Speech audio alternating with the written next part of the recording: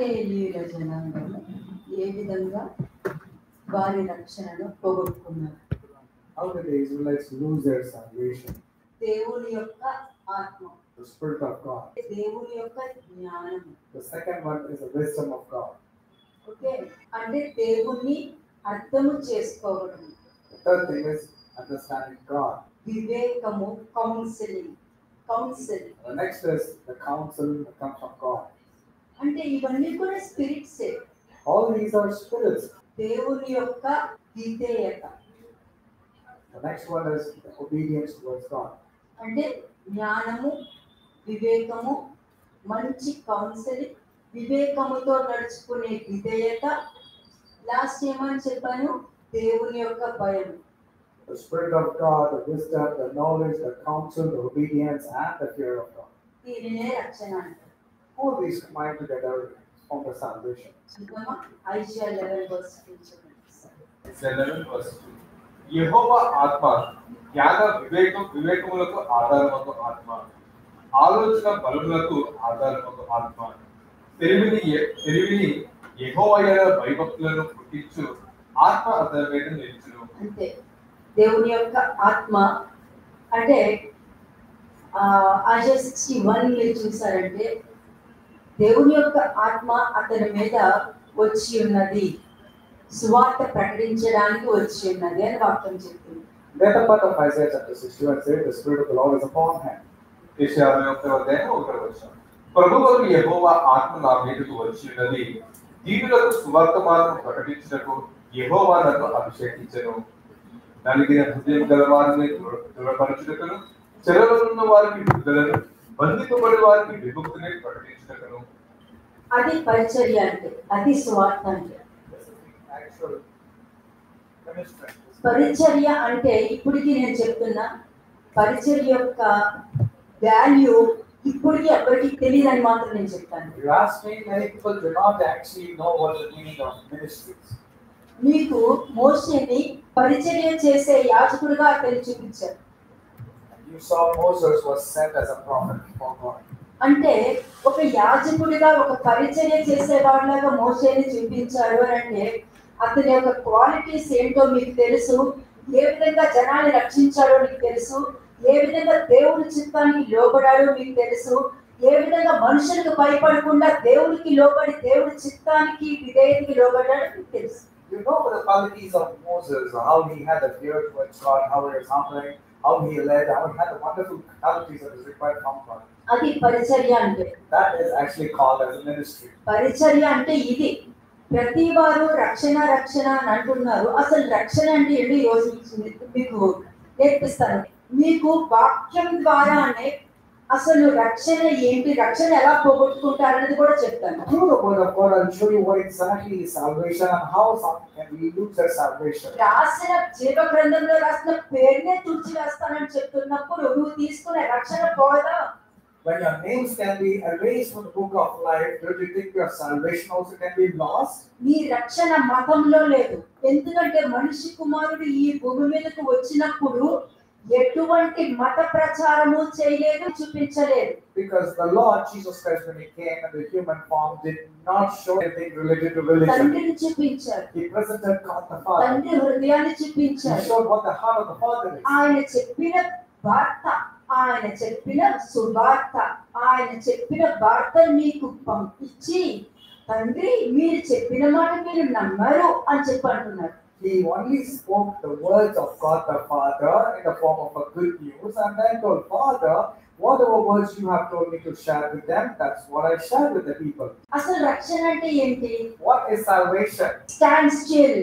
దేవుడు చేసే ఆ రక్షణను మీరు చూడండి అని వాక్యం చెప్తుంది. In actually Exodus chapter 14 and verse 15 and 16, Moses said, stand still and see the salvation of the Lord your God. అది రక్షణ. That is salvation. ఓకే, అంటే ఆ ఎర్ర సముద్రము రెండు కింద చీల్చినప్పుడు రాలేదు నీకు రక్షణ. When the Red Sea was divided into two, salvation didn't come there. రక్షణకి మార్గం చూపించారు అక్కడ. He showed the way of salvation. ఎందుకంటే ఐగుప్తు నుండి నేను బయటకు తీసుకొచ్చినప్పుడే ఆ రక్షణని గ్రహించలేని వాడివి ఎర్ర సముద్రంలో రెండు కింద చీల్చినప్పుడు ఎలా గ్రహించగలుగుతావు? How can you know the salvation of the Lord just because you see the Red Sea opening its door and you do not know the actual truth? కదా నువ్వు రక్షణ పొందుకున్నావా లేదా అని దేవుడు ఎప్పుడు గ్రహించారు? How did the Lord know that you actually got or lost the ఈ salvation? సమస్య నీ ముందుకు వచ్చినప్పుడు గ్రహించారు. He came to know only when you had to face the నీ situation. బలహీనత నీ ముందుకు వచ్చినప్పుడు గ్రహించారు. When your weakness came before you, what did you do? That's when he came to okay, know. నీ ఆలోచన చెప్పుడు మాటలు వినే ఆలోచన నీ ముందుకు వచ్చి చూడ అప్పుడు గ్రహించారు. When you started believing in the words in the form of a gossip or assumptions, when నువ్వు you believed, రక్షణలో that's లేవు what అని. clearly God knew that you don't have the salvation. ఎందుకంటే ఎదురుపడినప్పుడేమో ప్రార్థన చేస్తావు, ప్రేయర్ అయిన వెంటనే ఏం చేస్తున్నావు? మరమరి కంప్లైంట్ చేస్తావు. Because when you see the people, you pray, and when you face the problems, you immediately start complaining and murmuring. మరి ఎక్కడ నువ్వు రక్షణ పొందుకున్నావు? మరి But where did you get the salvation in the first place? ఎక్కడి నుంచి తెచ్చుకున్నావు? మరి Where did you get it from? మరి ఇశ్రాయేలు జనాంగము కూడా ఐగుప్తు నుండి బయటకు వచ్చారంటే కొత్తగా జన్మించడమే కదా. మరి Even when the Israelites came out of Egypt, they are also born as a newborn, isn't it? That's నువ్వు one. కొత్తగా జన్మించావు అని అంటే దానికి అర్థం ఏంటి? నా ప్రజల మొర నేను విన్నాను, వారి కొరకే నేను కిందకు దిగి వచ్చాను అని చెప్పారు. What is the meaning in your case also? I heard the voice of the people, and for their cause I came down for saving them. మరి రెండోసారి కూడా అదే కదా జరిగింది. And the second time also Jesus did the same thing. మనుష్య కుమారుడు పాప శరీర ఆకారంతో ఈ భూమి మీదకి వచ్చారు కదా. The Son of God came in the human form down below. దేనికి? Why? నీకు రక్షణ ఇవ్వడానికి. Why? To give salvation to you. శరీర ఆకారంతో ఇక్కడికి వచ్చింది మీకు రక్షణ ఇవ్వడానికి. He came in the human form to give you the salvation. అంటే ఆ కాలంలో కూడా రక్షణ ఇవ్వడానికి తండ్రి కిందకి దిగి వస్తే తర్వాత కాలంలో కూడా రక్షణ ఇవ్వడానికి మనుష్య కుమారుడు రూపంలో దేవుడు కిందకి దిగి And వచ్చినాడు. God the Father came to save during the Israelite time. The Son of Man also came in the New Testament to save us. That's why he came down. అందుకనే పాల్ చెప్తున్నారు. 1 Corinthians chapter 3-6 verses ఒకసారి మళ్ళా చదవండి. 1 Corinthians chapter 10 verses 3-6. మొదటి కొరింథీయులకు రాసిన పత్రిక 10వ అధ్యాయం 3-6 వచనము. అందరూ ఆత్మ సంబంధమైన ఒకే ఆహారమును భుజించిరి, అందరూ ఆత్మ సంబంధమైన ఒకే పానీయమును పానము చేసిరి. ఎలాగనగా తమను వెంబడించిన ఆత్మ సంబంధమైన పండగను త్రాగిరి, ఆ పండగ క్రీస్తే. అయితే వారిలో ఎక్కువ మంది దేవునికి ఇష్టలుగా ఉండకపోయేది కనుక అరణ్యములో సంహరింపబడిరి. వారు ఆశించిన ప్రకారం మనము చెడ్డవాడిని ఆశించుకుంటున్నట్లు ఈ సంగతులు మనకు దృష్టాంతములుగా ఉన్నవి. దృష్టాంతములుగా ఉంది అని అంటే వాళ్ళు రక్షణ పోగొట్టుకున్నారు. ఒకటి, మరణకరం గల పాపంలోనికి ఎంటర్ అయిపోయినారు. ఇవి రెండు గుర్తుపెట్టుకోవాలి. ఈ రెండే. నువ్వు ఉంటే రక్షణలోనైనా ఉండాలి, లేకపోతే మరణకరం గల పాపంలోనైనా ఉండాలి.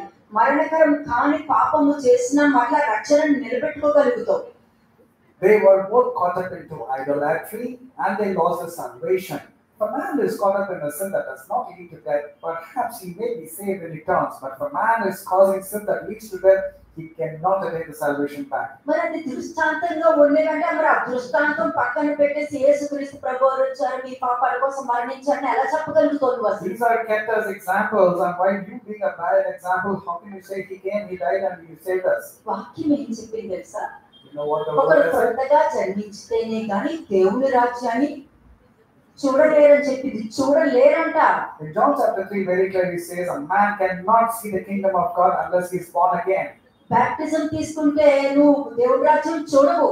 Just because you are baptized, you cannot see the kingdom of God. నువ్వు చూడలేవు. ఆత్మను పొందుకున్నంత మాత్రాన చూడలేవు. Just because you speak in tongues doesn't mean you can see the kingdom of God. ఆత్మను పొందుకున్న తర్వాత వేరొక ఆత్మకు అవకాశం ఇవ్వకూడదని నీకు తెలీదా? Don't you know after receiving the anointing of the Holy Spirit, you should not give a chance for another spirit to enter? నువ్వు బాప్తిస్మం తీసుకున్నావు అంటే దేవుడి యొక్క మరణంలో నువ్వు నీ ప్రాచీన జీవితాన్ని సిలువ వేసావని నీకు తెలీదా? When you are being baptized, that means you have to bury your past and kill your sinful man. That's what you should find yourself to the cross. చెప్పే అర్హత కూడా నీకు లేదు నన్ను అడిగితే. If you ask me, you don't have any eligibility. నన్నే కాదు దేవుడి దృష్టిలో అర్హత లేదని చెప్పాను నేను. Not me, even God said you don't have any eligibility at all. First కొత్తగా జన్మించడం అంటే ఏంటి?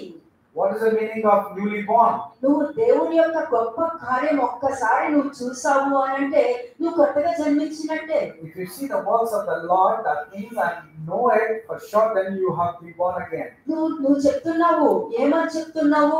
తండ్రి మాటలు నేను వింటున్నాను, నేను తండ్రి పంపించాడని నేను నమ్ముతున్నాను, అందుకే మోసే అన్నాడు, నన్ను ఎవరు నమ్ముతారు అక్కడ అని అన్నాడు. Moses was asking, who's going to believe me, God, when I go over there? నన్ను ఎవరు నమ్ముతారు వాళ్ళు? Who's going to believe me when I go there? ఈ అద్భుత కార్యం చేసినంత మాత్రం వాళ్ళు నన్ను నమ్ముతారా? Just because I do miracles, do you think they're going to believe? నువ్వు వెళ్ళు అని మాట్లాడేది. ఎక్సోడస్ 4 చాప్టర్ దేవుడికి కోపం వస్తుంది మోసే మీద, వెళ్ళవయ్యా నువ్వు.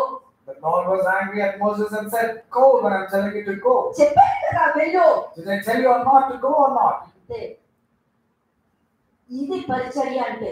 This is the actual ministry. మీరు పరిచర్య పిలుస్తున్నారంటే అసలు వనకాలి నువ్వు.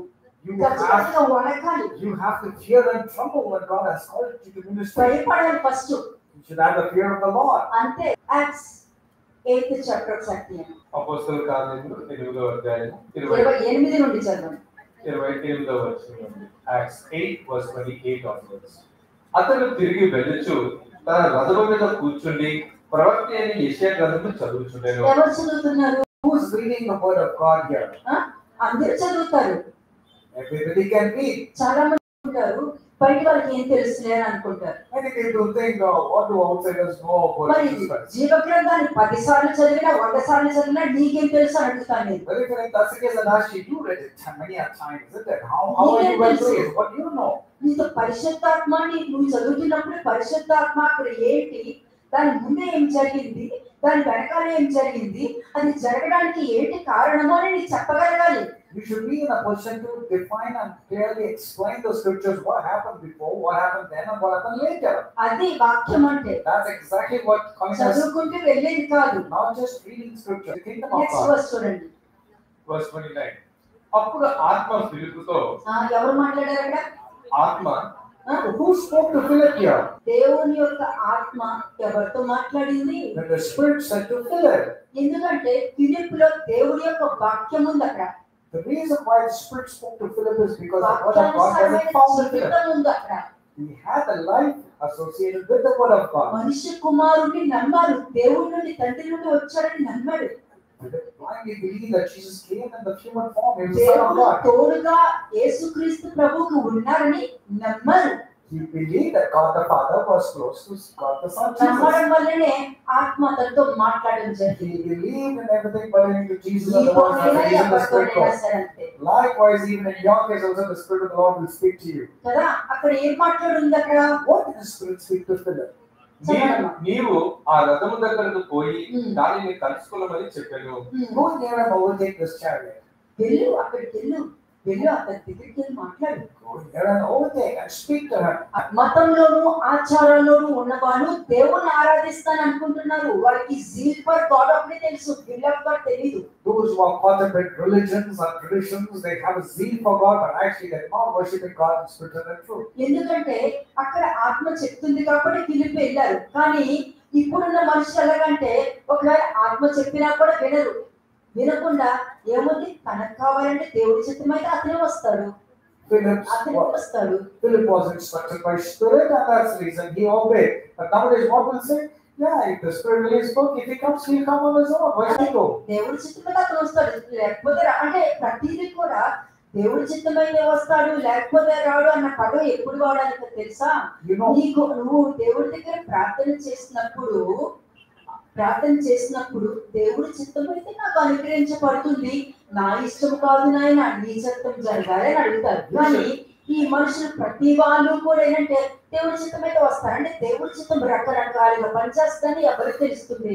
Will of God and where it has to be used. Number one, when it comes to pertaining to you, you can ask God, give me this, but not according to my will, but your will be done. But when it comes to every aspect, they say, if the will of God is there, that person will come to me. That's not the right way you should use it. So what happened at Philip's life? Verse 30. ఫిలిప్పు దగ్గరకు పరిగెత్తుకుని పోయి అతను ప్రవక్త అయిన యెషయా గ్రంథము చదువుతుండగా విని, నీవు చదువునది గ్రహిస్తున్నావా అని అడగగా, దీనిని మెడిటేషన్ అంటారు. ఏం లేదు మెడిటేషన్, ఈ వచనం చదివేసేసి థ్యాంక్ యూ లార్డ్ మీరు వాక్యం ఇచ్చినందుకు చాలా థ్యాంక్స్ నాయన, మరి ఇది మరి దీన్ని మీరు నాకు ఇచ్చినట్టు Philip was అలా asking, మెడిటేషన్ అంటే Philip was asking the eunuch, do you understand what you're reading? But nowadays people use the terminology called as meditation. And then they say, thank you Lord for this verse. Is this called as meditation? And you don't లోపల understand. ఎంత ఉంది, How much depth is there in the scriptures? ఎంత ఉంది How much is there in the scriptures? నీకే తెలియనప్పుడు మిగతా వాళ్ళకి ఏం బోధిస్తాను? When you do not know, what are you going to teach to others? చదవండి. Verse 31. ఉమ్. అతడు ఎవడైనా నాకు త్రోవ చూపించుకుంటే ఎలా గ్రహింపగలరని చెప్పి రథమెక్కి తనతో కూర్చున్నవాడిని ఫిలిప్పును వేడుకొనెను. అది నాకు తెలియదు, నాకు ఎలా తెలుస్తుంది? Unless someone guides me, this is what the eunuch was telling. మతంలో కలిపేస్తావు, But you easily make a person proselyte. మతాన్ని కలిపేస్తావు.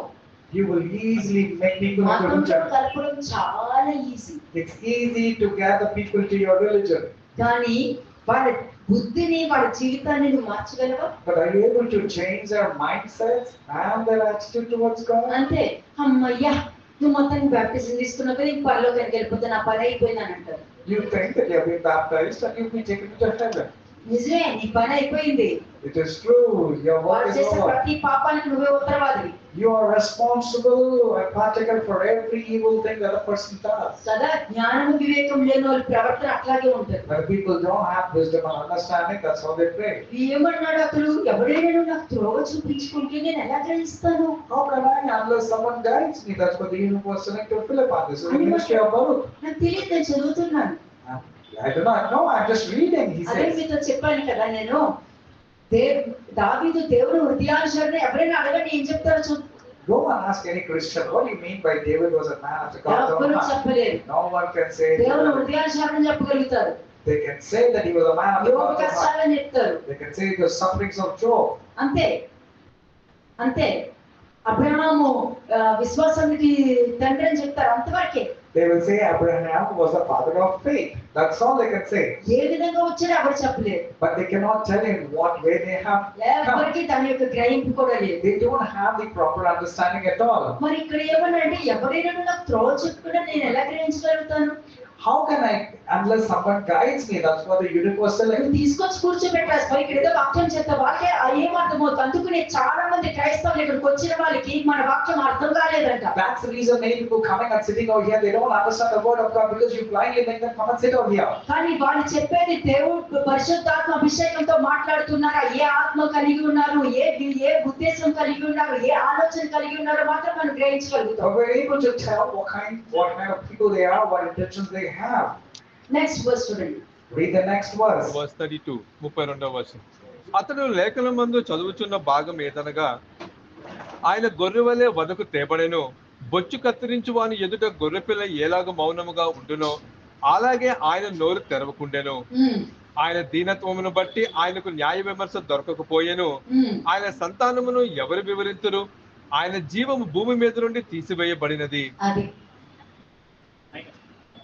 అంటే అతడు లేఖము నుండి చదువుచున్న భాగం ఏదనగా, ఆయన గొర్రెవలే వదకు తేబడెను, బొచ్చు కత్తిరించు వాని ఎదుట గొర్రెపిల్ల ఎలాగూ మౌనంగా ఉండునో అలాగే ఆయన నోరు తెరవకుండేను అని. ఎందుకంటే ఇప్పటికే ఆయన దీనత్వమును బట్టి ఆయనకు న్యాయ విమర్శ దొరకకపోయేను. Even when he was humble, he will not get justice in his humiliation also. ఆయన సంతానమును ఎవరు వివరింతురు? Who will declare his generation? కదా, ఎవరున్నారు ఆయన జనరేషన్ అని అడుగుతున్నారు. Who is there called as the generation of Jesus? Tell me. గ్రహించిన వాళ్ళు ఎవరున్నారు? Who is ever able to understand about Jesus? తండ్రి హృదయాన్ని తెలుసుకున్న వాళ్ళు ఎవరున్నారు? Who is there to understand God the Father? అంత జ్ఞానియకు దేవుడు అన్న ఆయన యొక్క శక్తి సామర్థ్యాలు ఎవరు గ్రహిస్తున్నారు? ఈ లోకానుసారమైన పెంటలో బ్రతుకుతున్నారు మనుషులందరూ. Who is able to understand the greatness and the majesty of Lord Jesus Christ, but they're living in trash? ఆయన జీవము భూమి మీద నుండి తీసివేయబడి ఉన్నది. For his life is taken away from the earth. అద్భుత కార్యాలకి ఇంపార్టెన్స్ ఇస్తున్నారంటే వ్యభిచారులైన ఈ చెడ్డ తరము వారు అని చెప్పారు. ఇంకా మరి ఆయన క్రీస్తు జనానికి సంబంధించిన వాళ్ళు కాదు. When people are asking for a sign, that means they are an evil and adulterous generation mentioned in the book of Matthew. ఆ కాలంలో 25,000 మంది ఉన్నప్పుడు స్పీకర్స్ కూడా లేవు. When there were multitudes, there were no speakers at all. ఎంతో దూరం నుండి వచ్చి కూర్చున్నారు. People were speaking, were sitting in a distant place. 5 రొట్టెలు అద్భుత కార్యాలు చూశారు. They saw the miracles pertaining to the 2 fish and the మరుసటి 5 రోజు loaves of అందరూ bread. వచ్చేసారు. And the crowd multiplied the next day. ఎందుకు వచ్చారు వాళ్ళు? Why did they come? Only for eating the bread and fish. రొట్టె కోసం వచ్చారు. They came for the fish and the bread, not for hearing the sermons. రొట్టె కోసం వచ్చారు, అద్భుత కార్యాల కోసం వచ్చారు, కానీ మనుష్య కుమారుడి యొక్క మాట కోసం రాలా. They came for the miracles, not for hearing the word from the Son of మీకు ఒక్కటే Man. చెప్తాను నేను. I'll tell you one thing. నేను చెప్పే వాక్యము వినే దాంట్లోనే నీకు విడుదల, అప్పుల నుండి బయటకు వచ్చే మార్గము, సమాధానకరమైన జీవితము నువ్వు వినే వాక్యంలోనే ఉంది. Only when you hear the word of God, your salvation, your deliverance, your financial breakthroughs, or whatever stumbling blocks, you will get a breakthrough only while obeying to the word that you heard. వాక్యము నీకు గుర్తు రాలేదనుకో, నీకు ఆ నపుంసకుడికి ఏం తేడా ఉంది? When you're not able to remember the word of God, what's the difference between you and the heathen? నపుంసకుడు వచ్చి క్రీస్తుకు సంబంధించిన వ్యక్తి కాదు, యూదులు కాదు. Was an Ethiopian. He was not a Jew. He was not a Christian. కానీ ఎందుకు తెలుసుకోవాలనుకున్నాడు? What was the reason for him to know the word of God? Sheba దేశపు రాణి ఎందుకు తెలుసుకోవాలనుకుంది? Why did the queen of Sheba wanted ఈ to రోజు know? మీతో చెప్తున్నాను, వాక్యము తెలుసుకోవాలి, వాక్యాన్ని చూడాలి అనుకున్న వాళ్ళు మాత్రమే దేవుడి రాజ్యంలోనికి ఎంటర్ అవ్వగలుగుతారు. నేను దేవుణ్ణి అక్నాలెడ్జ్ చేశాను అనుకో, ఐగుప్తులో ఉన్నప్పుడే అక్నాలెడ్జ్ చేశాను అనుకో, Had I acknowledged God while I was in Egypt, Israel జనాంగంతో నేను పాలువాడిని అయ్యేవాడిని కాదు. I wouldn't have become a partaker the way Israelites behaved. వాళ్ళలాగా దేవుడికి ప్రార్థన చేయను. I will not pray the way Israelites prayed. అక్కడ నుండి నన్ను తీసుకొచ్చిన దేవుడు ఇక్కడ ఓపెన్ చేయలేరా అని చూస్తా. I will say the Lord has led me so far. Will He not lead me further? That's what I will think. Amen. వాళ్ళతో మాత్రం నేనైతే పాలుభాగస్తున్న అవ్వను. But I will never become a partaker with Israelites. Okay, ఎర్ర సముద్రం రెండు కింద చీల్చొచ్చు. The Red Sea can be divided into two. వాళ్ళు నడిచేటప్పుడు వాళ్ళు ఆలోచించే విధానం వేరే ఉంటది, నేను నడిచేటప్పుడు నేను ఆలోచించే విధానం వేరే ఉంటది. Different way of thinking would differ from me and from the other people. Okay, నీళ్ళు చేదుగా ఉన్నప్పుడు నేను మాట్లాడను. When the water was bitter, I will not complain or murmur. అక్కడ గొప్ప కార్యం చేసిన దేవుడు ఇక్కడ చేయలేడా అని అంటాను. I will say, when God did great miracles previously in my life, will He not do ఒకవేళ this also? చేయలేదా అనుకుందాం. When God doesn't do also, you know what I'll think? నా దేవుడి చిత్తం ఇదైతే నేను తాగుతా, నా కడుపులోకి వెళ్ళిన తర్వాత తీయగా ఉంటుందేమో తాగేస్తా. I will say, even if the water is bitter and if this is the will of God, I will rather drink, because when I drink it, it will become sweet when అంటే I'm consuming. ప్రతిదీ కూడా Amen. Acknowledge చేస్తున్నానంటే దానికి అర్థం తెలుసా? You know what it means when I am acknowledging everything in my నేను life with the word దేవుడి of God? పక్షాన నిలబడుతున్నాను. I'm actually standing on the side of God. అంటే 100 మంది మనుషులు ఉండని, There will be a majority on the other నేను side. మాత్రం దేవుడి పక్షంలో ఉంటాను. I prefer to be on the side of God. అంతే. నీళ్ళు That's all. ఉన్నా, రాకపోయినా, కొట్టినా, కొట్టకపోయినా, ఏది చేసినా, ఏది ఏమైనా కూడా, ఎంత పనిష్మెంట్ వచ్చినా దేవుడు మాత్రము ఒక చేత్తో నన్ను పట్టుకుని వాళ్ళకి పనిష్మెంట్ ఇవ్వడం జరుగుతుంది. Whether there is water, whether there is food, whether there is no non-veg, whatever it is, even if it is punishment, I know my God will hold by my side and punish the other people. మన్న ఇచ్చారనుకో చాలు, But God has చాలు, given manna, I will say, Lord, 10 thank you. Generation కి సంబంధించి నాకు దొరికిందని సంతోషపడిపోతా. I will be so happy because you have given me the food that was given to the angels for more than 10 generations. నేనైతే ఇలాగే ఆలోచిస్తా. This is how I would think. Yes, పాల Lord. భాగస్తుడినైతే అవ్వను. I will never become a partaker like the others. అంటే క్రొత్తగా జన్మించే వాళ్ళు ఆలోచించే విధానం. ఇప్పుడు చెప్పండి, రక్షణ అంటే ఏ విధంగా ఆలోచన ఉంటది? Now this is how a newly born again Christian would think. This Kada. is what salvation person will speak. నువ్వు రక్షణలో ఉన్నావనుకో, ఎవరైనా నేర్పించాలని ఇష్టపడాలి. అది నీకు లేదు అని అంటే మాత్రము నువ్వు రక్షణలో లేవు, అందుకనే నీ పరిస్థితి అట్లా ఉంది. When you are save yourself or salvation, you would always prefer someone to teach you the word of God. Otherwise you have not got salvation. నీ సిట్యుయేషన్ ఏదైనా పరిస్థితి ఏం చేయాలో అని అర్థం కానప్పుడు నువ్వు వాక్యం జాగ్రత్తగా వినుంటే ఆ వాక్యమే నీతో మాట్లాడేది. తండ్రి యొక్క ఆత్మ నీలో ఉండి మాట్లాడుచున్నాడే కానీ మాట్లాడున్నది నువ్వు కాదు. కాబట్టి ఆయన నీకు సాయం చేస్తారు. నువ్వు మనిషివి ఏ ఎఫర్ట్ పడతావు? When you pay attention to the word of God will give you various solutions, because the one who speaks to you is not you, but the Father in heaven speaks through the word of God. If you being a man, who do you think is going to support you? It's God who's going to support you. అంటే క్రొత్తగా జన్మించుట అన్న మాట దేవుని point of view చూడు. See from the God's point of view what exactly it means to be born again. నీ point of view ఏంటి? What is it in your దేవుని opinion? తెలుసుకున్నాను అని అనుకుంటాను. You think born again means knowing Okay. God and getting baptized. పరలోకమందు నా తండ్రి నాటని ప్రతి మొక్క నువ్వు కొత్తగా జన్మించావు అని అంటే దేవుడు అక్కడ ఒక మొక్క నాటడం అన్నది జరుగుద్ది. If you are born again, that means you are like a sapling. It's been planted in the heaven. క్రొత్తగా జన్మించుట అంటే పరలోకములో నా తండ్రి నాటిన మొక్కని అని అర్థం. If you are born again, it means you're that sapling where the Father has sown in the kingdom of heaven. లేదనుకో రక్షణ పోగొట్టుకున్నప్పుడు పరలోకంలో నా తండ్రి నాటని ప్రతి మొక్క పెరికివేయబడను అని ఉంది. If you have not been born again or salvation is not there, that means any plant that the Lord has not rooted will be plucked out. అంటే నువ్వు ఎప్పుడు దేవుని రాజ్యాన్ని చూడగలుగుతావు? When can you see the kingdom of God? నువ్వు కొత్తగా జన్మించినప్పుడు పరలోకంలో తండ్రి ఒక మొక్కని నాటడం జరుగుతుంది. ఇక్కడ నువ్వు ఏ విధంగా వాక్యం వింటున్నావో దానికి తగ్గట్టు అక్కడ అది పెరుగుతుంది. అది పెరగాల అది తీసేయాలా అన్నది నీ చేతిలో ఉంది. It all depends on you whether you have to be uprooted or you have to be planted. It depends upon you. ఎందుకంటే నువ్వు కొత్తగా జన్మించావంటే క్రీస్తుని చూడగలుగుతావు. If you are really born again, you can actually see Christ. ఆయన బోధలో నడవగలుగుతావు. You can walk in his teachings. ఆయన గ్రహించగలుగుతావు. You can understand him. అందుకనే అసలు వాక్యం ఏం చెప్తుంది? What does the word say? ఒక్కసారి మీరు జాన్ 3:3 చూడండి. John chapter 3 verse 3. యోవాను సువార్త 3వ అధ్యాయం 3వ వచనం మొదట చదవండి. అందుకు యేసు అతనితో ఒకడు కొత్తగా జన్మించితేనే కానీ అతడు దేవుని రాజ్యంలో చూడలేడని నీతో నిశ్చయంగా చెప్తున్నానని. Jesus answered and said to him, most assuredly I say to you, unless one is born again, he cannot see the kingdom of God. అంటే దానికి అర్థము నువ్వు you have to born from above అని అంటారు. That means you have to be born from above.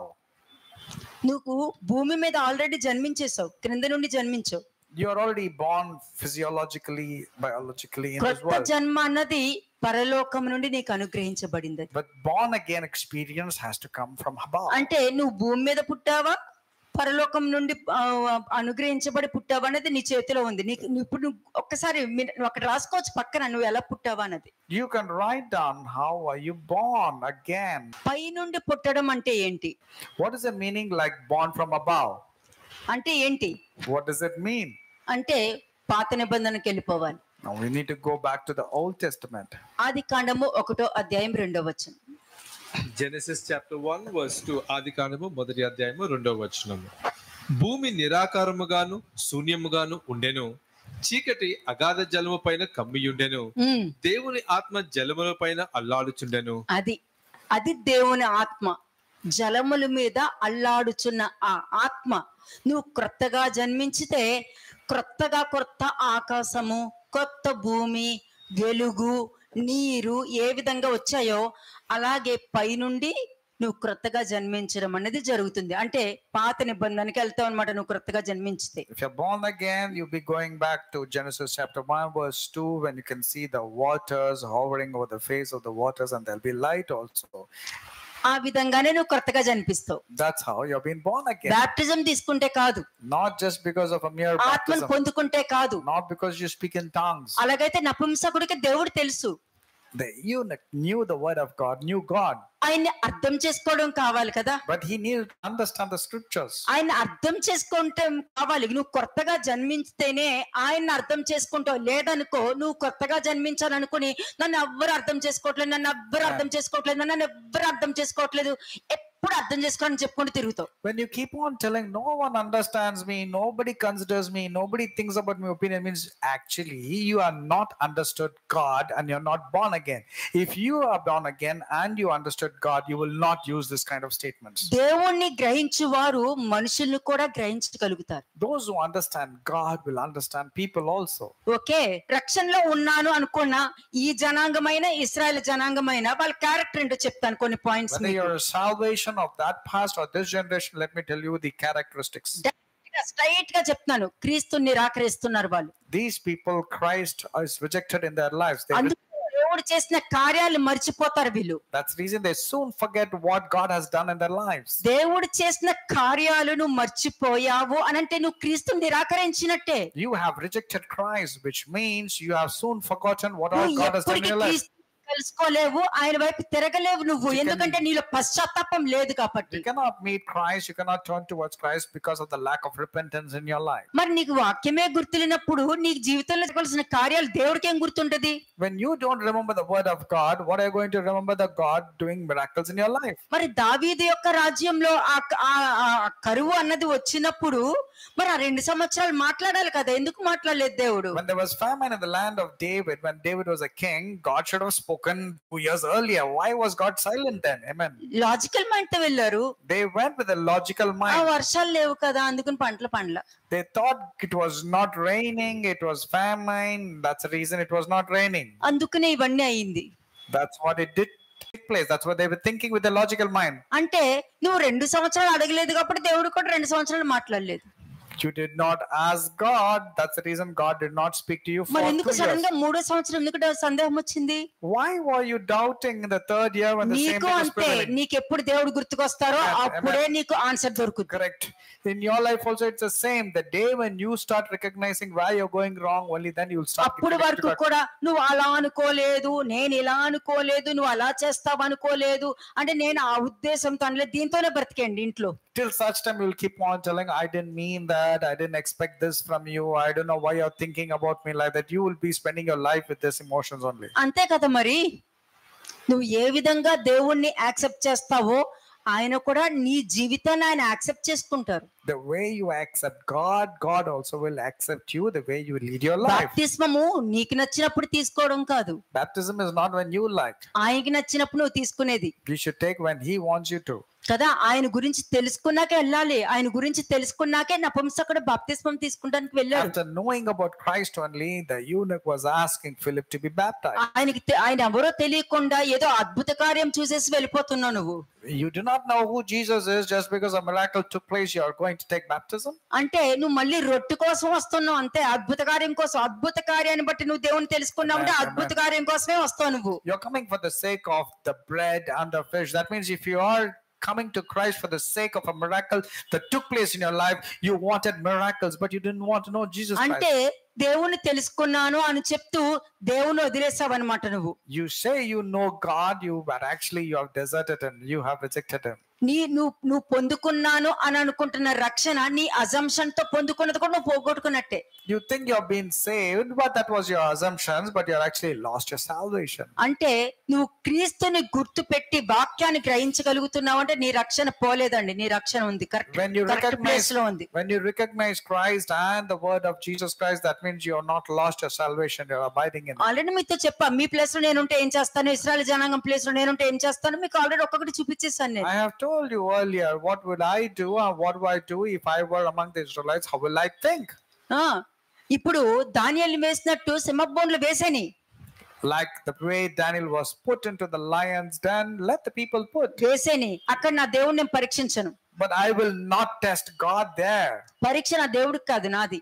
The test is not for God, the test is for me. ఎందుకంటే రాజు వచ్చి దానియేలు నీ దేవుడిని రక్షించాడా అంటే, King Darius comes down and to the lion den and asks Daniel, is the Lord God whom you believe, was he able to save you? He asks. నా దేవుని దృష్టిలో చూడు. Look at the reply that came from Daniel. నీకు రావాలలాగా. Look at the reply that came from Daniel. ఎందుకంటే నా దేవుడి దృష్టిలో నేను యథార్థంగా ఉంటే ఏది ఎంత మాత్రం నాకు. I will believe in only one thing. When I believe in the living God, nothing shall by any means hurt me. దృష్టిలో యథార్థంగా ఎప్పుడు ఉండగలుగుతాను? How can I be right in the sight of God? దేవుడి దృష్టిలో నేను ఉండటానికి కోరుకున్నప్పుడు. When I desire to be good in the sight of God. Okay, నాకు నచ్చినప్పుడు వాక్యం విని, నాకు నచ్చినప్పుడు పక్కన పెట్టేసి, నాకు ఖాళీ లేదు, నాకు కుదరలేదు, ఆ విధంగా నేను ఉండను. ఎందుకంటే నా దేవుడి దృష్టిలో ఉండటానికి కోరుకుంటున్నప్పుడు నా పరిస్థితులన్నీ ఆటోమేటిక్ గా మారుతాయి. Read from Daniel chapter 6 verse 22, the answer which Daniel had given, Babu. నా దేవుడి దృష్టిలో నేను యథార్థంగా కనిపించాను అంటున్నాడు. కనిపించాను అంటే దానికి అర్థం ఏంటి తెలుసా మీకు? Daniel chapter 6 verse 22. దానియేలు 6వ అధ్యాయము 22వ వచనం. నేను నా దేవుని దృష్టికి నిర్దోషినిగా కనబడితిని కనుక ఆయన తన దూతను పంపించి సింహములు నాకు ఏ హానియు చేయకుండా వాటి నోళ్లు మూయించెను. రాజా, నీ దృష్టికి నేను నేరం చేసిన వాడు కాను కదా అనెను. ఆ దూత ఎవరు? Who was that angel that shut down the lion's mouth? Gabriel అంటావా, మికాయేల్ అంటావా, రగుయేల్ అంటావా, పెనుయేల్ అంటావా? Who will you say? Gabriel, Ariel, or Michael? Who will you say? వాక్యం. The word himself. వాక్యమే దూత. The word was the angel. నీ of God. పరిస్థితి మారినా, నువ్వు అప్పుల నుంచి బయటికి రావాలన్నా Amen. ఆ దూత నీకు సాయం చేయాలి. When ఆ your దూత అంటే situations- వాక్యం. దూత Correct. అంటేనే వాక్యం. Amen. The word means the angel of God. Angel of God means the word of God. Only he can come and bail you out of your financial struggles or your problems related whatever you're going through in your life. అనుభవ జ్ఞానం ఉంటేనే. Only through experience only. Okay, నా దేవుని నామానికి దోషం తెచ్చే విధంగా అయితే నేను ఉండను. But I will not be the way I will be like bringing blasphemy to the name of ఏముంది, God. మంచిగానే కదా ఆలోచిస్తావు. Oh, you're thinking good, isn't it? మంచిగానే కదా ఆలోచిస్తావు. You will think good, isn't it? ఆలోచించినంత సేపు నీ ఇంట్లో అన్ని మంచి జరుగుద్ది. చెడు కూడా, ఒకవేళ చెడు జరిగింది అనుకో, ఆ చెడు కూడా నీకు మేలుగానే మారుద్ది. When your thinking is good, everything will be good. But if somebody is thinking evil, even that evil will turn out to be good. Amen. యోసేపుకి ఈ లైఫ్ అంతా చూస్తే కీడుగానే కనిపించింది. And when you read Genesis 50 verse 20, this is what Joseph said. It appeared everything to be evil to him, ఆ whatever was done కీడు by his కూడా నీకు brothers. మేలుగానే మారుద్ది, ఎందుకంటే నువ్వు దేవుని Amen, దృష్టిలో amen. యథార్థంగా ఉన్నావు That కాబట్టి. is true.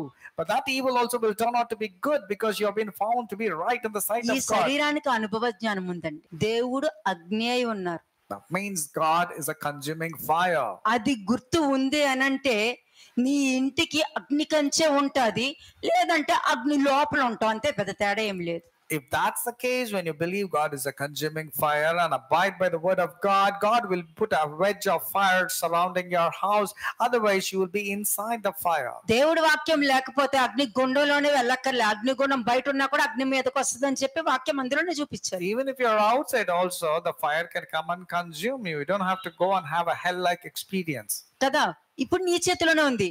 గుర్తుపెట్టుకో, నా పరిస్థితులు ఏంటి, నాకేం అవసరము, నా ఇంట్లో పరిస్థితి ఏంటి, Write it down. భార్య భర్తల విషయంలో ఏంటి, పిల్లల విషయంలో ఏంటి, నా బిజినెస్ లో ఏమవుతుంది, అన్ని రాసుకొని అన్ని పక్కన పెట్టి ఇక్కడ దేవుడు అని రాసుకో. ఆయనకి దీనికి నేను ఏం కనెక్ట్ చేస్తున్నాను, ఆయన గుర్తుంటేనే వీటన్నిటికీ కనెక్షన్ దొరుకుద్ది నీకు. Amen. Remember this. Write down all your challenges, your problems, your setbacks, your lack. Write everything point by point. On the other side, write God and then connect. If I remember God, God will remember these things and he will evade this from my life. అంతే. ప్రతిది దేవుడి దృష్టిలో యథార్థంగా, దేవుడి దృష్టిలో యథార్థంగా, నీ దృష్టిలో కాదు. It's not you are right in your own sight. You should be innocent in the sight of మనిషి God. మార్గముడు తన దృష్టికి కరెక్ట్ గానే అనుకుంటాడు, చివరికి అది మరణానికి తీసుకెళ్తుందని వాక్యం చెప్తుంది. There's a way that seems right to man, but ultimately it leads to death. ఇది ఒక ప్రయోగం స్టార్ట్ చేయండి.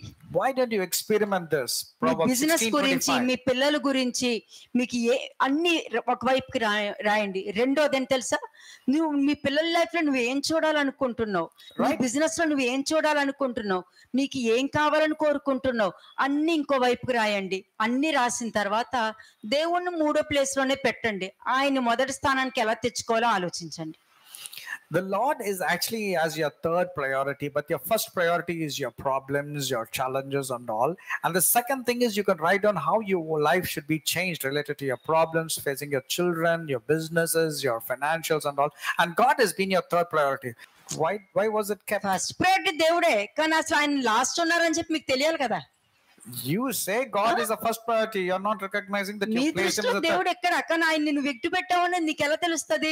You have ఇలా to- రాసుకుంటూ తెలుస్తుంది నేను అక్కడున్నాను అని వాక్యం చెప్తుంది. Only when you write down, you will clearly know that God has been placed as a third priority, not as the first priority as you claim and say. ఎందుకంటే first priority అనుకో, నీ పరిస్థితులు ఎలా మారుకోవాలని నీకు ఆన్సర్లు దొరికేస్తాయి. If God has been your first priority, you know how God will change your situations favorable to you. దొరికేస్తుంది. You will get answers. ఎందుకంటే ఎవరైనా నేను ఒక మాట అన్నారనుకో, నన్ను ఎందుకు అన్నారు అని ఒక గంట కూర్చుని ఆలోచిస్తా చూడు, అందులో ఒక మెసేజ్ అయిపోద్ది. When you keep pondering for an hour as to why people said like this, why they spoke like this, you should have spent 1 hour in hearing the message ఇది instead. కూడా నీకు నువ్వు నిజంగానే నువ్వు క్రొత్తగా జన్మించి రక్షణ పొందుకుంటే దేవుడు ఫస్ట్ ప్రయారిటీ అన్నావుంటే ఆయన అక్కడే పెడతావు నువ్వు.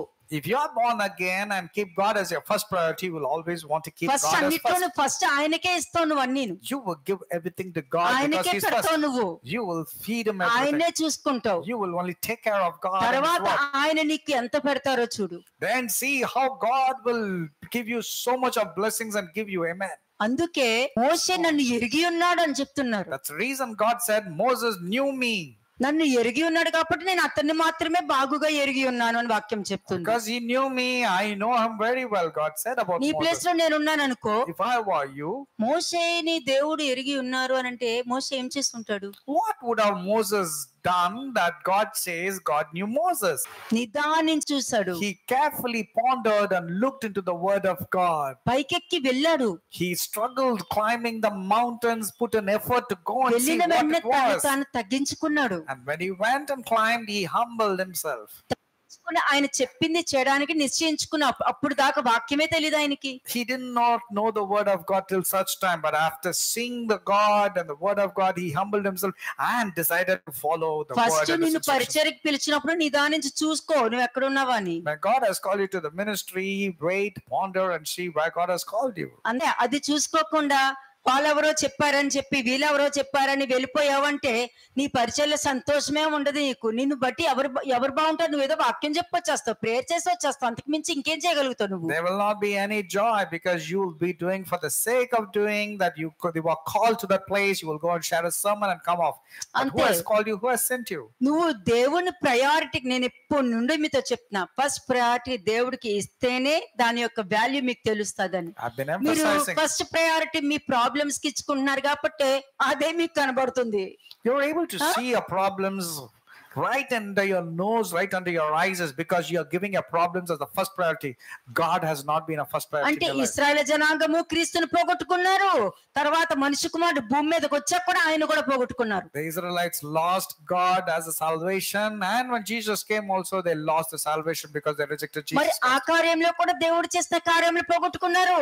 తర్వాత యేసుక్రీస్తు ప్రభు చేసిన కార్యంలో కూడా ఇస్కరియోతు యూదా చూసిన తర్వాత కూడా పోగొట్టుకున్నాడు. They lost the salvation then, and even when Judas Iscariot saw all the miracles, also lost his salvation. ఇప్పుడు నువ్వు నిలబెట్టుకున్నావా లేదా అని అంటే దేవుడు ఏ విధంగా నిన్ను తీసుకున్నారో దాని మీద నువ్వు నిలబడి ఉన్నావంటే నీ రక్షణ నిలబడి ఉందన్నమాట.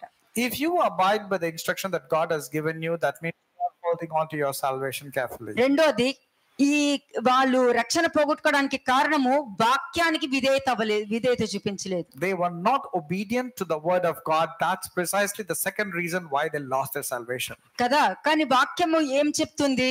But what does the word of God say? ఎందుకంటే మీరు ఆయన మాట వింటారో లేదో అని మిమ్మల్ని అణుచి నిమిత్తమని డ్యూట్రానమీలో చెప్పడం జరిగింది. Deuteronomy chapter 8 verse 2 very clearly says to test you, to humble you, whether you will be abiding in the word of God or not. రక్షణలో ఉండేటప్పుడు తప్పక ఈ టెస్ట్ ఉంటది నీకు. When you are in salvation, for sure you will get this test. ఆయన ఆజ్ఞలు కొందువో లేదో అని నిన్ను శోధించి నీ హృదయంలో ఏమున్నది అని తెలుసుకొనుటకు నిన్ను అణచి నిమిత్తం. అందుకనే ప్రతి వాళ్ళని ఒకటే అడుగుతాం, వాక్యం మనం ఏం విన్నారు అని అడుగుతాం. And Deuteronomy chapter 8 verse 2 second half says to humble you and to test you to know what is in your heart, whether you would keep his commandments or not. ఎందుకంటే సాతానుకు బాగా తెలుసే, Because Satan knows very well. ఏది పైనుండి కిందకు దూకు, నీ పాదములు దేవదూతలు ఎత్తిపట్టుకుంటారని వాక్యం చెప్తుంది కదా అని సింపుల్ గా చెప్పేశాడు వాడు. Satan was quoting Psalms 91 to Jesus Christ and says, okay, why don't you jump down? He will send you angels to charge over you so that your feet does not dash against a stone. Okay, సాతాను చెప్పినా కూడా మనిషి కుమారుడు వాక్యం ముందు పెట్టాడు అని అంటే దానికి అర్థము ఫస్ట్ ప్రయారిటీ దేవుడికి ఇచ్చారు కాబట్టి. Even when Satan has quoted the scriptures, Jesus Christ quoted the other part of the scriptures. Reason being, he said, God is my first priority. I will not test the Lord my God. నువ్వు వాక్యం వినట్లేదు అనుకో, ఇక్కడ కూర్చుని ఎంత చెప్పినా వినలేదు అనుకో, సాతాను వచ్చి నీ క్వశ్చన్స్ అడిగితే నువ్వేం చెప్తావు? When you're not paying attention to the word of God, when Satan is coming and interacting with you, what answer would you give him? మనిషి కుమారుడు చెప్పాడు కాబట్టి వాడు వదిలి వెళ్ళిపోయాడు. Because the Son of Man quoted the right scripture, Satan had to depart from Jesus. Okay, మరి నిన్ను అడిగినప్పుడు నువ్వు చెప్పలేకపోతున్నావు అంటే సాతానే ఎంటర్ అవుతాడు. ఇంకా when you're not able to give a reply through the word of God to Satan, Satan will enter through his word into your life. అంటే దేవుని వాక్యానికి విధేయులు అవ్వలేదు అంటే సాతాన్ లాగా దేవుని వాక్యానికి దేవుడికే చూపించాలని చూస్తారు వాళ్ళు. They were not being obedient. That's the reason they want to present Satan through their lives, thinking that they're presenting God. దేవుడికే దేవుని చిత్తాన్ని నేర్పించడానికి వచ్చాడు. And they will teach the will of God to God himself. That's what he came. అంటే వాళ్ళు అంటే దేవుడికి నువ్వు ఏమి ఆన్సర్లు ఇస్తున్నావు అక్కడ? So what answers are you giving to God? అంటే ఖాళీ లేదండి, అంటే అట్లా చెయ్యాలనుకోలేదండి, అంటే మరి మన కుదరలేదండి, మన జ్వరం వచ్చిందండి, అంటే ఇవన్నీ చెప్తున్నావు అని అంటే దానికి అర్థం ఏంటి? నువ్వు దేవుడికే నేర్పిస్తున్నావన్నీ. Are you not teaching God when you're giving lame excuses, telling that I was caught up in my work, I was busy, I am tired, I was not keeping well? All these are excuses that you're giving to అంటే God. నువ్వు కొత్తగా జన్మించావా లేదా అన్నదానికి అక్కడ answer వస్తుంది. రెండు, నీ రక్షణ ఉందో లేదో కూడా అక్కడ ఆన్సర్ వస్తుంది. You're getting an answer whether you've been really born again, and you will get an answer whether you've been saved or not. అంటే క్రీస్తుని నిరాకరించావంటే ఆయన నీ జీవితంలో చేసిన గొప్ప కార్యాలు నువ్వు మర్చిపోయావు కాబట్టి నీకు నువ్వు ఈ విధమైన ప్రవర్తన కలిగి ఉంటావు. Your behavior has become so rude and crude because you have forgotten Jesus Christ and you've forgotten what God has done in your life. దేవుని వాక్యానికి విధేయత నువ్వు మొత్తం చెప్పక్కర్లే, 100 పాయింట్లు అక్కర్లే, నీకు అర్థమైన 2 పాయింట్ల మీద నువ్వు స్టిక్ అయి ఉంటే చాలు. Even if there are 2 points minimum, you're able to stick to the sermon and able to recollect and speak is అది sufficient. జ్ఞాపకం పెట్టుకోవడం కాదు, అది నీ లైఫ్ లో పని చేయాలి. You don't have to really have memory practices and all done. లేదనుకో, You need to put it in your heart and practice. దేవుడికే నేర్పించడానికి చూస్తావు. Otherwise, you want to teach God. సాతాను నేర్పించడానికి రాలా. Did not Satan want to teach God? మూడోది, రక్షణ దేవుని చేతిలో ఉంది, నీ చేతిలో లేదని తెలుసుకోవాలి. Remember, salvation is their own salvation with their own thoughts. ఇప్పుడు అదే జరుగుతుంది. And they're thinking like that. అందుకే మత ప్రచారాలు ఎక్కువ పెరగడానికి కారణము, బ్యాప్టిజాలు ఇవ్వడానికి కారణం అదే. The reasons why religious activities and baptisms are increasing is because they don't want to know God. వారి దృష్టిలో ఉన్న రక్షణ వారికి అనుగుణమైన వాక్యము, దేవుని దృష్టికి సంబంధించింది కాదు. Salvation is according to their choices and according to their thoughts, not according to God's will and God's ideologies. కదా. ఇంకొక విషయం చెప్తాను మీకు. వారి దృష్టిలో ఉన్న రక్షణ, వారికి అనుగుణమైన వాక్యము క్రీస్తుని సిలువ వేయడానికి కారణమైంది. గుర్తుపెట్టుకోండి. Their thought process and their way of salvation was a reason for Christ going to crucifixion or handed over to the enemy. మరి ఎవరేశారు? Who crucified గొప్ప Jesus? కార్యాలు చూసిన వాళ్ళు వేయలేదా? Was it not they tasted the సిలువ miracles? మరణం ఆగిందా? Did the crucifixion కానీ stop? చేసే సిలువ మరణం అయినా కూడా విజయం పొందుకున్నారు. Even when he was crucified, Jesus came out victorious. Okay, సిలువ మరణం వేయించిన వాళ్ళు మరణించారు, సిలువ మరణం వేసిన మనుష్య కుమారుడు ఇప్పటికీ జీవించే ఉన్నారు. The people who are the reasons for crucifixion are dead eternally, but the person who was crucified, that was Jesus Christ, is living eternally even now, and he's living in the midst of కాబట్టి us. రక్షణ కోసం ప్రార్థన చేయండి, రక్షణ కోసం వాళ్ళ గురించి ప్రార్థన చేయండి, ఎలా చేస్తాను నాకు అర్థం కాలేదు. So therefore, if somebody comes and says, please pray for the salvation of this person or my family, means how can I అసలు మీ pray? రక్షణ పైనుండి రావాలి, ఇక్కడ ఉండి ప్రేయర్ చేస్తే వచ్చేది కాదు. Your salvation should come from above, not because somebody prays for you and you be saved. రక్షణ నువ్వు అనుకున్నది కాదు, దేవుడు అనుకున్నది రక్షణ. Salvation is not what you think. Salvation is what God wants you to think. లేకపోతే ఇశ్రాయేలీయులకు పడిన శిక్షను అనుభవించాల్సి వస్తది భూమి మీద. Otherwise, you have to face the complications and the consequences or the punishments which the Israelites had. ఇశ్రాయేలీయులు చేసిన ఈ శిలువ శిక్ష వారిని క్షమించలేని పాపంలోనికి వారు ఎంటర్ అయిపోయారు. The Israelites had entered into that kind of punishments where they cannot be forgiven. That's what they did with their understanding. ఇప్పుడు వరకు ఈ పాయింట్స్ అర్థమైందా? I hope you understood till such point. What have you? కొత్తగా జన్మిస్తేనే రక్షణలోకి enter You అవ్వగలుగుతారు. can enter into salvation only if you're born again, అది ఎప్పటికైనా పోగొట్టుకోవచ్చు. and you can lose it at any point నువ్వు of time. కొత్తగా if you're careless. జన్మించావు అంటే క్రీస్తుని ఏ విధంగా రిసీవ్ చేసుకుంటున్నావు, ఏ విధంగా ఆయన చేసే కార్యాలు జ్ఞాపకం చేసుకుంటున్నావు, ఏ విధంగా ఆయనకి విధేయత కలిగిస్తున్నావు అనే దాని మీద ఆధారపడి How ఉంటుంది. you receive Christ, how you're remembering all the works God has done in your life, and how obedient you are to the word of God defines your salvation. Has to be there or లేదనుకో, lose it. నీ సొంత రక్షణ వచ్చి ఆయన్ని సిలువ వేయడానికి ఇప్పటికీ వేయొచ్చు. ఇష్టం మనుషులకి సిలువ వేయడం అంటే. Otherwise, your own thoughts will persist, and you will lose your salvation, and you will be the reason to crucify Christ again. వాక్యం చెప్పింది నిజమే. The word is true indeed. క్రియల ద్వారంగా నువ్వు రక్షణలోకి రాలేదు, క్రియల ద్వారంలో నువ్వు రక్షించబడలేదు. You are not saved by works. అంటే రక్షణ అనేది ధర్మశాస్త్రకరమైన క్రియలలో లేదు, నీ సత్క్రియలలో ఉన్నాయి. It is in your character and attitude that a salvation is found, not according to the law. నీ సత్క్రియలలో ఉంది నీ రక్షణ. It's all there in your good deeds. ఏ విధంగా క్రీస్తుని అవమానించారు, ఏ విధంగా ఆయన చంపాలనుకున్నారు, ఏ విధంగా వాళ్ళు దురుద్దేశంతో ఉన్నారు, ఏ విధంగా ఆయన తిండిపోతున్నారు, ఏ విధంగా బయల్జబూల్ అన్నారు, ఏ విధంగా వ్యభిచారానికి పుట్టినవాడు, ఇవంతా కూడా సత్క్రియలా ఇవన్నీ. Do you think these are good works by calling Jesus Christ as a gluttonous person, that he was born of fornication, that he had been the power of Beelzebub? Do you think these are all good deeds, accusing Jesus Christ falsely?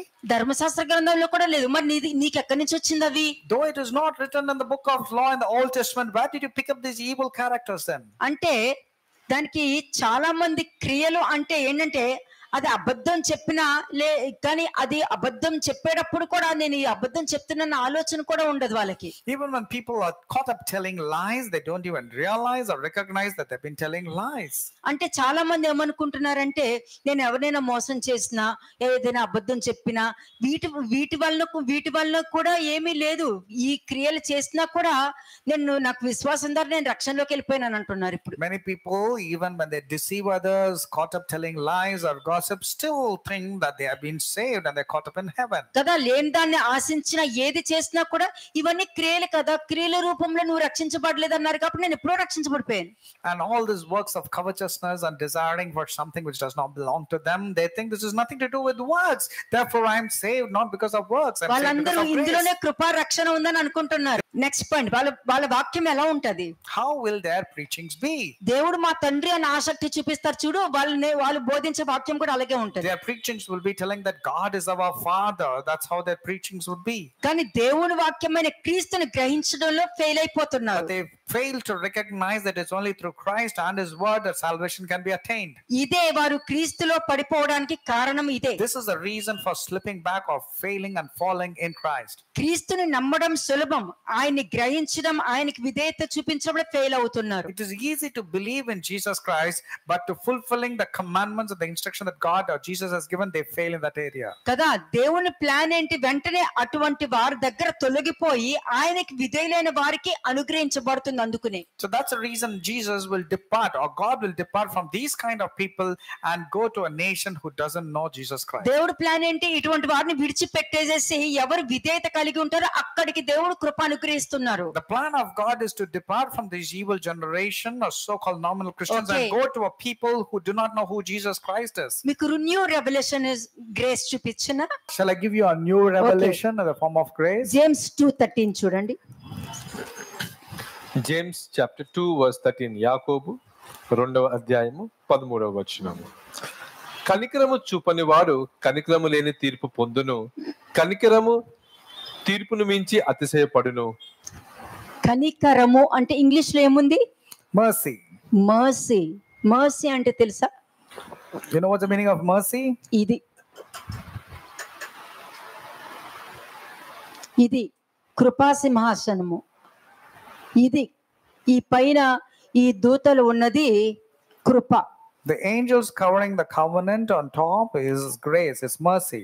దీని లోపల ఉన్నవేంటి? What is inside the ark of the covenant? యాజకుడు, the priest, దేవుడి యొక్క వాక్యము, and the word of God, దేవుడి యొక్క శరీరము, and the body of Christ, దేవుని యొక్క ఆజ్ఞలు, and the commandments of God.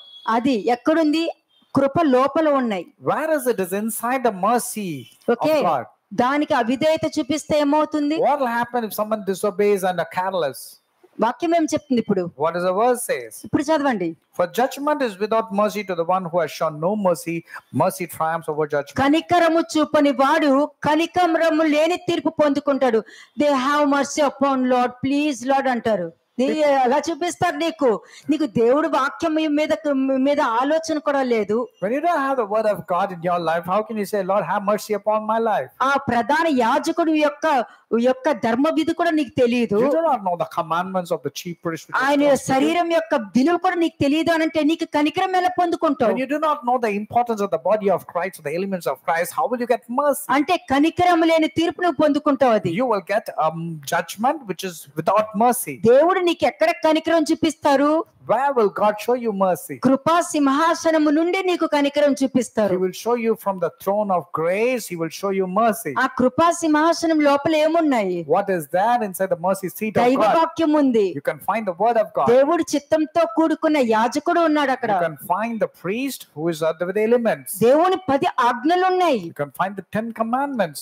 Okay, నువ్వు కృప అని చెప్పి నీ శరీరంలో దరిద్రాన్ని పెట్టుకున్నావంటే నువ్వు కనికరం లేని తీర్పు పొందుకుంటావు. When you cry out for mercy or say mercy, but in your life is all detestable, corruptible and evil things are there, you will not get mercy, but you will be judged. ఎందుకంటే మనుషులు accept చేయరు ఇది. Because people will not accept this kind of సత్యాన్ని teachings. Accept చేయరు. They don't want to believe in the truth. అంటే ఇక్కడ కనికరం గురించి లేరు కదా, అంటే నేను వాళ్ళ మీద కనికరం చూపించలేదు అనుకో, నాకు కనికరం అంటే చిన్నపిల్లలు పెన్సిల్ గురించి మాట్లాడుకుంటారు చూడు, అలాగే ఉంటది. They talk about minute things. If I don't show mercy, I will not get mercy. But the actual revelation behind the word mercy is this.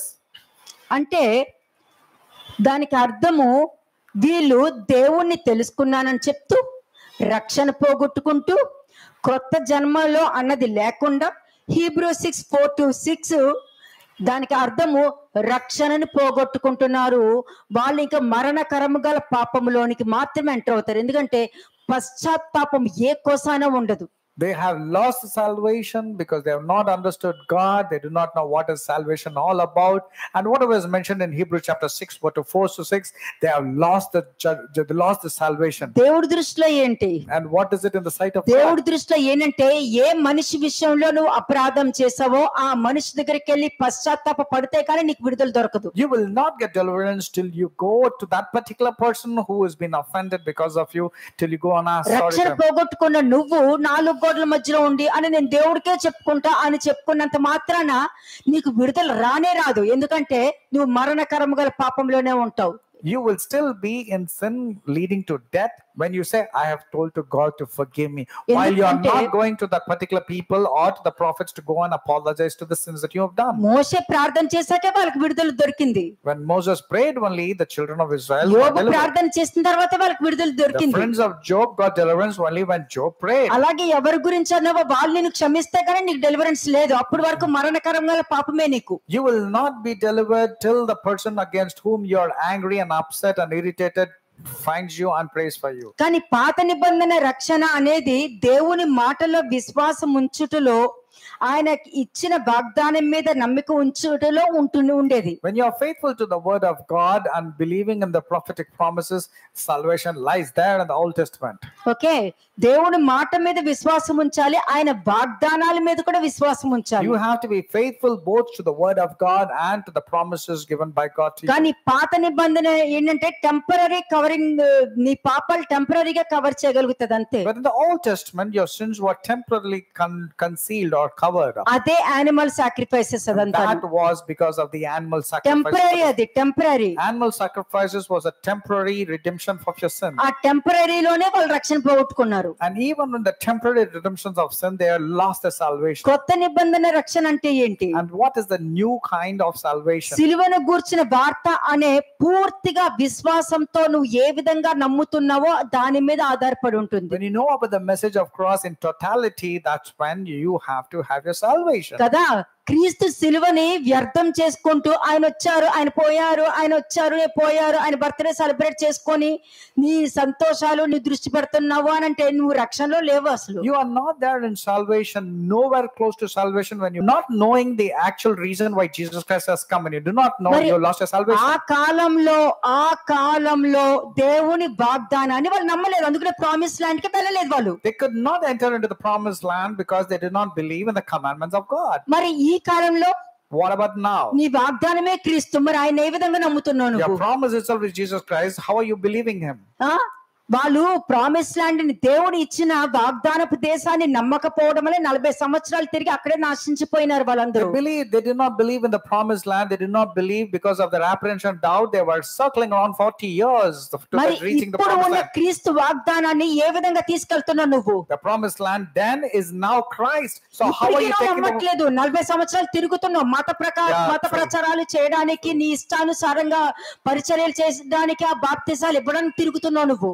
You are going around only for baptizing people and preaching the sermons and all. You're also going 40 years because you did not have the foundation of మరి Christ. క్రీస్తులోనే వాగ్దానం ఉంది. All the promises are there in Christ. వాగ్దానం ఉంది అని అంటే దానికి అర్థం ఏంటి? నాశన పుత్రుడు తప్ప మరి ఎవరు నశించరు నీలో. That means except the son of perdition, no one else will be lost. అది రక్షణ అంటే. That is salvation. నువ్వు రక్షణ పోగొట్టుకున్నావు అనుకో, నాశన పుత్రుడు తప్ప మిగతా ఎవరు ఉండరు నీలో. But if you lose your salvation, the son of perdition only will be there in your life, and then rest all will be saved. అంటే క్రీస్తు నీకు వాగ్దానం. ఆ వాగ్దానాన్ని నువ్వు శరీరంతో నమ్ముతున్నావా, ఆత్మతో నమ్ముతున్నావా? The word of God, Jesus himself is the prophetic promise. Are you believing through your spirit or through your body or your flesh? పాప క్షమాపణ అనేది పైనుండి వచ్చింది అని అంటే అది రక్షణ నువ్వు పొందుకున్నావు అని అర్థం. Forgiveness of sins just come from above means you have got these elements of salvation. దేవుడు తండ్రి నాటిన మొక్కలోనే పాప క్షమాపణ ఉంది. When God has planted the tree in the heaven, there is salvation which is found in your life. అందుకే దేవునితో సహవాసం కలిగి ఉండటము, దేవుడితో సమాధానం కలిగి ఉండటం చాలా ముఖ్యం. అది తెలియకుండా మత ప్రచారంగా మతంగా నువ్వు దేవుని నమ్ముతున్నావు అంటే నువ్వు వాగ్దానాన్ని నమ్మట్లేదు, నువ్వు రక్షణ పోగొట్టుకుంటున్నావు. You're not believing in God, you're not believing in His word. That's the reason you are offering through your flesh, believing wrongly. Question వేసుకో, నువ్వు దేవుని ప్రేమిస్తున్నావా, గౌరవిస్తున్నావా? Are you loving God or are you disrespecting Him? ముఖ్యంగా కావాల్సింది ప్రేమించడం. More important is you loving God. కదా, ప్రేమించే దాంట్లోనే విల్ ఆఫ్ గాడ్ ఉంటుంది, దేవుడి చిత్తం ఉంటుంది. Will of God is found when you love God. లేకపోతే రెండు, ఆయన బోధ అంటే ఇష్టమా, ఆయన follow అవుతున్నావా? Are you liking the teachings of Christ or are you following them simply? Follow అవుతేనే ఆయన బోధ ఏంటో నీకు అర్థమవుద్ది. Only when you follow the instructions of God you will understand the doctrine of Christ. బోధ మాత్రం విన్నామంటే బుద్ధి లేకుండా పోతావు. If you're only mere hearer of the word of God, you will lose everything without sense. Follow అవడం తెలియదు కదా, because you do not know how to follow. కాబట్టి మతంలోనే మిగిలిపోతావు. Therefore you'll be caught up only in religion. క్రీస్తుని నమ్ముతున్నాను అని చెప్పి చీకట్లో ఉంటున్నావా అన్నది చెక్ చేసుకో. You need to check, saying because you're saying that you believe in God but you're caught up in darkness. అదే old nature. That's your old nature. నువ్వు కొత్తగా జన్మించావు అంటే నీ ఆలోచన విధానం నూతనంగా మారుతుంది. If you really born again, then your way of thinking also will change according to Christ. అంటే నీ బుద్ధి అలాగే ఉంది అని అంటే, నువ్వు బుద్ధి అలాగే ఉంటే నీ మతం మారింది అని అంటే నీకు నువ్వు రక్షణలో లేవు అని అర్థం. If your mind is ఎందుకు not మాత్రం time waste? If your mind has not changed according to Christ, that means you are caught up in religion and you have wasted your time. దేవుని రాజ్యం చూడటం అంటే ఏంటి తెలుసా? And what does it mean to see the kingdom of God? దేవుని రాజ్యం చూడటం అంటే దేవుని వాక్యాన్ని అర్థం చేసుకుని దాని మీద నమ్మకం కలిగి ఉండటం. Understanding the word of God and remaining faithful to the word of God is seeing the kingdom of God. ఇది లేకుండా వాక్యం బాగుంది, చాలా బాగుంది, వాక్యం బాగుంటది, చాలా బాగుంటది, నీకు నిష్ప్రయోజనం అయిపోతుంది. Otherwise you'll be excited by telling, wow, powerful word of God, wonderful sermon, but what's the use for you because it's just vain in your life. అంటే దేవుని రాజ్యాన్ని చూడటం అంటే ఏంటి? దేవుని వాక్యాన్ని అర్థం చేసుకుని దాని మీద నమ్మకం కలిగి ఉన్నావు అనుకో, నేను మాట్లాడే ప్రతి మాట నీకు అర్థమవుతుంది. మరలా ఇంకోసారి ఈ వాక్యం చూడనవసరం లేదు. You don't have to see. నీలో ఏది లేదో అది నేను చెప్తా, నీలో లేనిది నేను చెప్పింది, నీ వాక్యం నీకు అర్థమైపోయింది కదా, ఇంకేముంది? When you see the word of God, that means seeing the salvation is listening to the word of God and putting it practically in your life. That is what is called as seeing the kingdom of God. దీనినే దేవుని రాజ్యంలోనికి enter అవ్వడం అని అర్థం. This is exactly what is called as entering into the kingdom of God. ప్రతి ఆదివారం చచ్చిపోస్తానండి, వాక్యం మీద వెళ్తానండి, వాక్యంతో బలపరిచి, అది కాదు. Not telling that I come to Sunday every time and I will be strengthened by the word of God. No, that doesn't make difference. పై నుండి రక్షణ అంటే దేవుని దృష్టిలో ఇష్టడుగా మంచివాడుగా ఉండటానికి ఉంటావు. You will be good in the sight of God. This is exactly what is called as getting salvation from above. కాబట్టి old testament అయినా new testament అయినా రక్షణను పోగొట్టుకోవచ్చు ఈజీగా. Whether it's Old Testament or New Testament, you can easily lose your salvation. Matthew 6:15 ఒకసారి చూద్దాం. Matthew chapter 6 verse 15. మత్తయి సువార్త 6వ అధ్యాయము 15వ వచనం. మీరు మనుషుల అపరాధములను క్షమింపకపోయిన ఎడల మీ తండ్రియు మీ అపరాధములను క్షమింపడు. అంతే, నీ రక్షణ పోతే నీకు ఈ క్యారెక్టర్ ఉంటుంది. When you lose your salvation, you cannot forgive others at all. You will be harsh towards them. ఎందుకంటే నీ రక్షణ పై నుండి వచ్చిందంటే దేవుడే చూసుకుంటారు, నాకు అనవసరం, దావీదులాగా వదిలేస్తావు. When your salvation has come from above, you will say like David, let my God see what's happening. ఎదుటి వారిని క్షమించే గుణము నీలో లేదు అనంటే దానికి అర్థము నువ్వు రక్షణను పోగొట్టుకున్నావు, మరణకరం గల పాపంలో ఉన్నావు. You have lost your salvation and you have entered into the sin that leads to death, because when you don't forgive others, this is what happens. Matthew 19:21. Matthew chapter 19 verse 21. అంటే ఒక క్యారెక్టర్ ఆల్రెడీ చూపించేశాను, నువ్వు క్షమించకపోతే దేవుడు కూడా నేను క్షమించరు, నువ్వు రక్షణ పోగొట్టుకుంటావని. I showed you one character. If you don't forgive others, you will lose your salvation and you will lose God also. మత్తయి సువార్త 19వ అధ్యాయము 21వ వచనము. Matthew 19 verse 21. అందుకు యేసు, నీవు పరిపూర్ణుడు అగుటకు కోరిన ఎడల పోయి నీ ఆస్తిని అమ్మి బీదలకిమ్ము, అప్పుడు పరలోకమందు నీకు ధనము కలుగును, నీవు వచ్చి నన్ను వెంబడించమని అతనితో చెప్పెను. అయితే ఆ యవ్వనుడు మిగులు ఆస్తి గలవాడు గనుక ఆ మాట విని వ్యసనపడుచు వెళ్ళిపోయెను. అంతే, అంటే అన్ని బాగా చేశాను అని అడిగి నువ్వు ఎందుకొచ్చి నువ్వు దేవుణ్ణి అడిగావో, ఆయన ఇచ్చిన ఆన్సర్ విషయంలో దాన్ని రిసీవ్ చేసుకుంటూ వెళ్ళావు అని అంటే నీ సొంత రక్షణతో వచ్చి అక్కడ అడిగి ఆయన ఇచ్చిన రక్షణ పోగొట్టుకున్నావు. You came with your own thought thinking that you will be saved, and then when God gave you a different answer, you lost your salvation because you came with your own thoughts. అంటే నువ్వు ఏ ఉద్దేశంతో వచ్చావో, ఏం పొందుకుని వెళ్ళి నీ ఇష్టంగా చేస్తున్నావో అందులో కూడా నీ రక్షణ పోగొట్టుకోవచ్చు అనమాట. ఎక్కడైనా ఏ సమయంలోనైనా You can lose your salvation at any point, given a point of time when you think in your own way and you can go along. Next verse. Verse 23. యేసు తన శిష్యులను చూచి, ధనవంతుడు పరలోక రాజ్యంలో ప్రవేశించడం దుర్లభమని మీతో నిశ్చయముగా చెప్పుచున్నాను. ఇది గాక ధనవంతుడు పరలోక రాజ్యంలో ప్రవేశించుట కంటే సూది బెజ్జములో ఒంటె దూరుట సులభమని మీతో చెప్పుచున్నానను. శిష్యులు ఈ మాట విని మిక్కిలి ఆశ్చర్యపడి, అలాగైతే ఎవడు రక్షింప పొందగలడని పొందగలడు అని అడగగా, యేసు వారిని చూచి, ఇది మనుషులకు అసాధ్యమే గాని దేవునికి సమస్తము సాధ్యమని చెప్పారు. అంతే. పరలోకం నుండి నాటిన మొక్క ఏం చేస్తుంది చెప్పనా?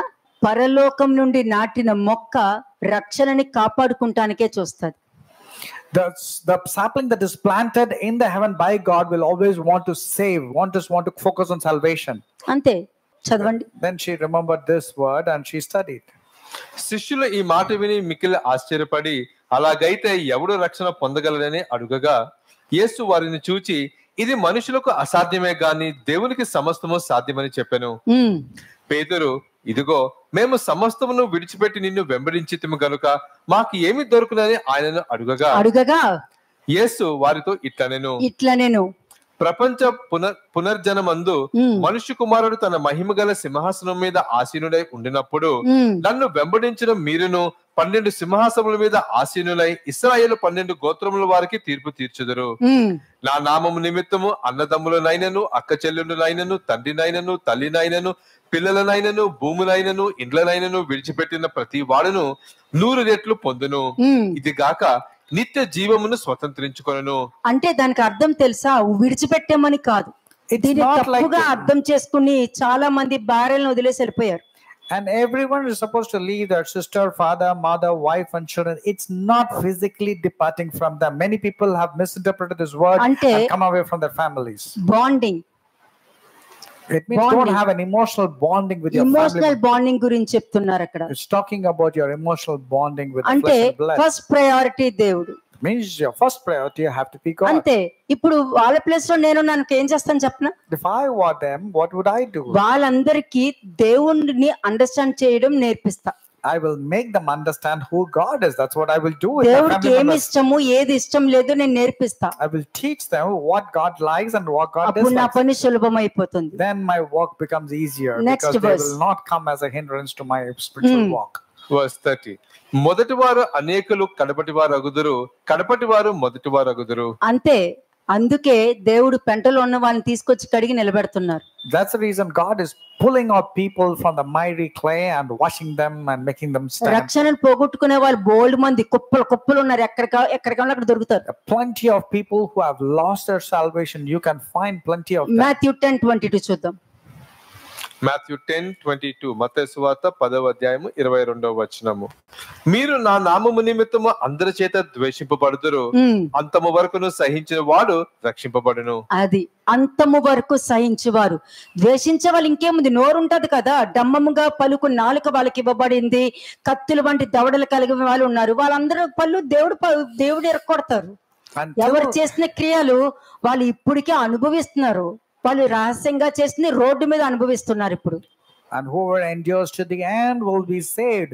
But those people who are evil and against you, for sure they have to face the consequences, because they have been given permission to speak, insult, humiliate, but they have to be exposed సహించువాడు openly. రక్షించబడతాడు. అందుకునే మంచి బండ మీద ఇల్లు కట్టుకుని ఉన్నాడు కాబట్టి ఆ ఇల్లు పడదు. And those who endure till the end will be saved. The reason is because he has built his house upon the rock. Even the flood comes and hits, it will not be అగ్నిగుండాల్లో flooded. వేసేని, Let the people put you in the fiery furnace. అగ్నిగుండంలో వేసేని, Let them put you in a hot furnace, ఆయన కూడా వాళ్ళది కాలగదు. but they will not be burnt. సింహబోన్లో వేసేని, Let them put into the lion's den, అయినా కూడా సింహం ఏమి but చేయదు. the lions cannot devour them. సిలువ మరణం వేసేని, Even let them crucify, తండ్రి లేపుతారు. but the Father will resurrect you. అంతే, Amen. అది ఇప్పటికీ జరిగే చెప్తున్నాను I'm telling నేను. you about the things that's happening even now. Next 23వ వచనం మాథ్యూ 10:23. వారు ఈ పట్టణములో మిమ్మును హింసించినప్పుడు మరి ఒక పట్టణమునకు పారిపోవుడి. మనిషి కుమారుడు వచ్చే వరకు మీరు ఇశ్రాయేలు పట్టణములలో సంచారము చేయుచుండరని నిశ్చయంగా మీతో చెప్పుచున్నాను. అంతే, అటువంటి మనుషులకి పారిపోవడంటే దానికి అర్థం వాళ్ళు దూరం పెట్టండి, అవసరం లేదని అంటున్నారు ఇక్కడ.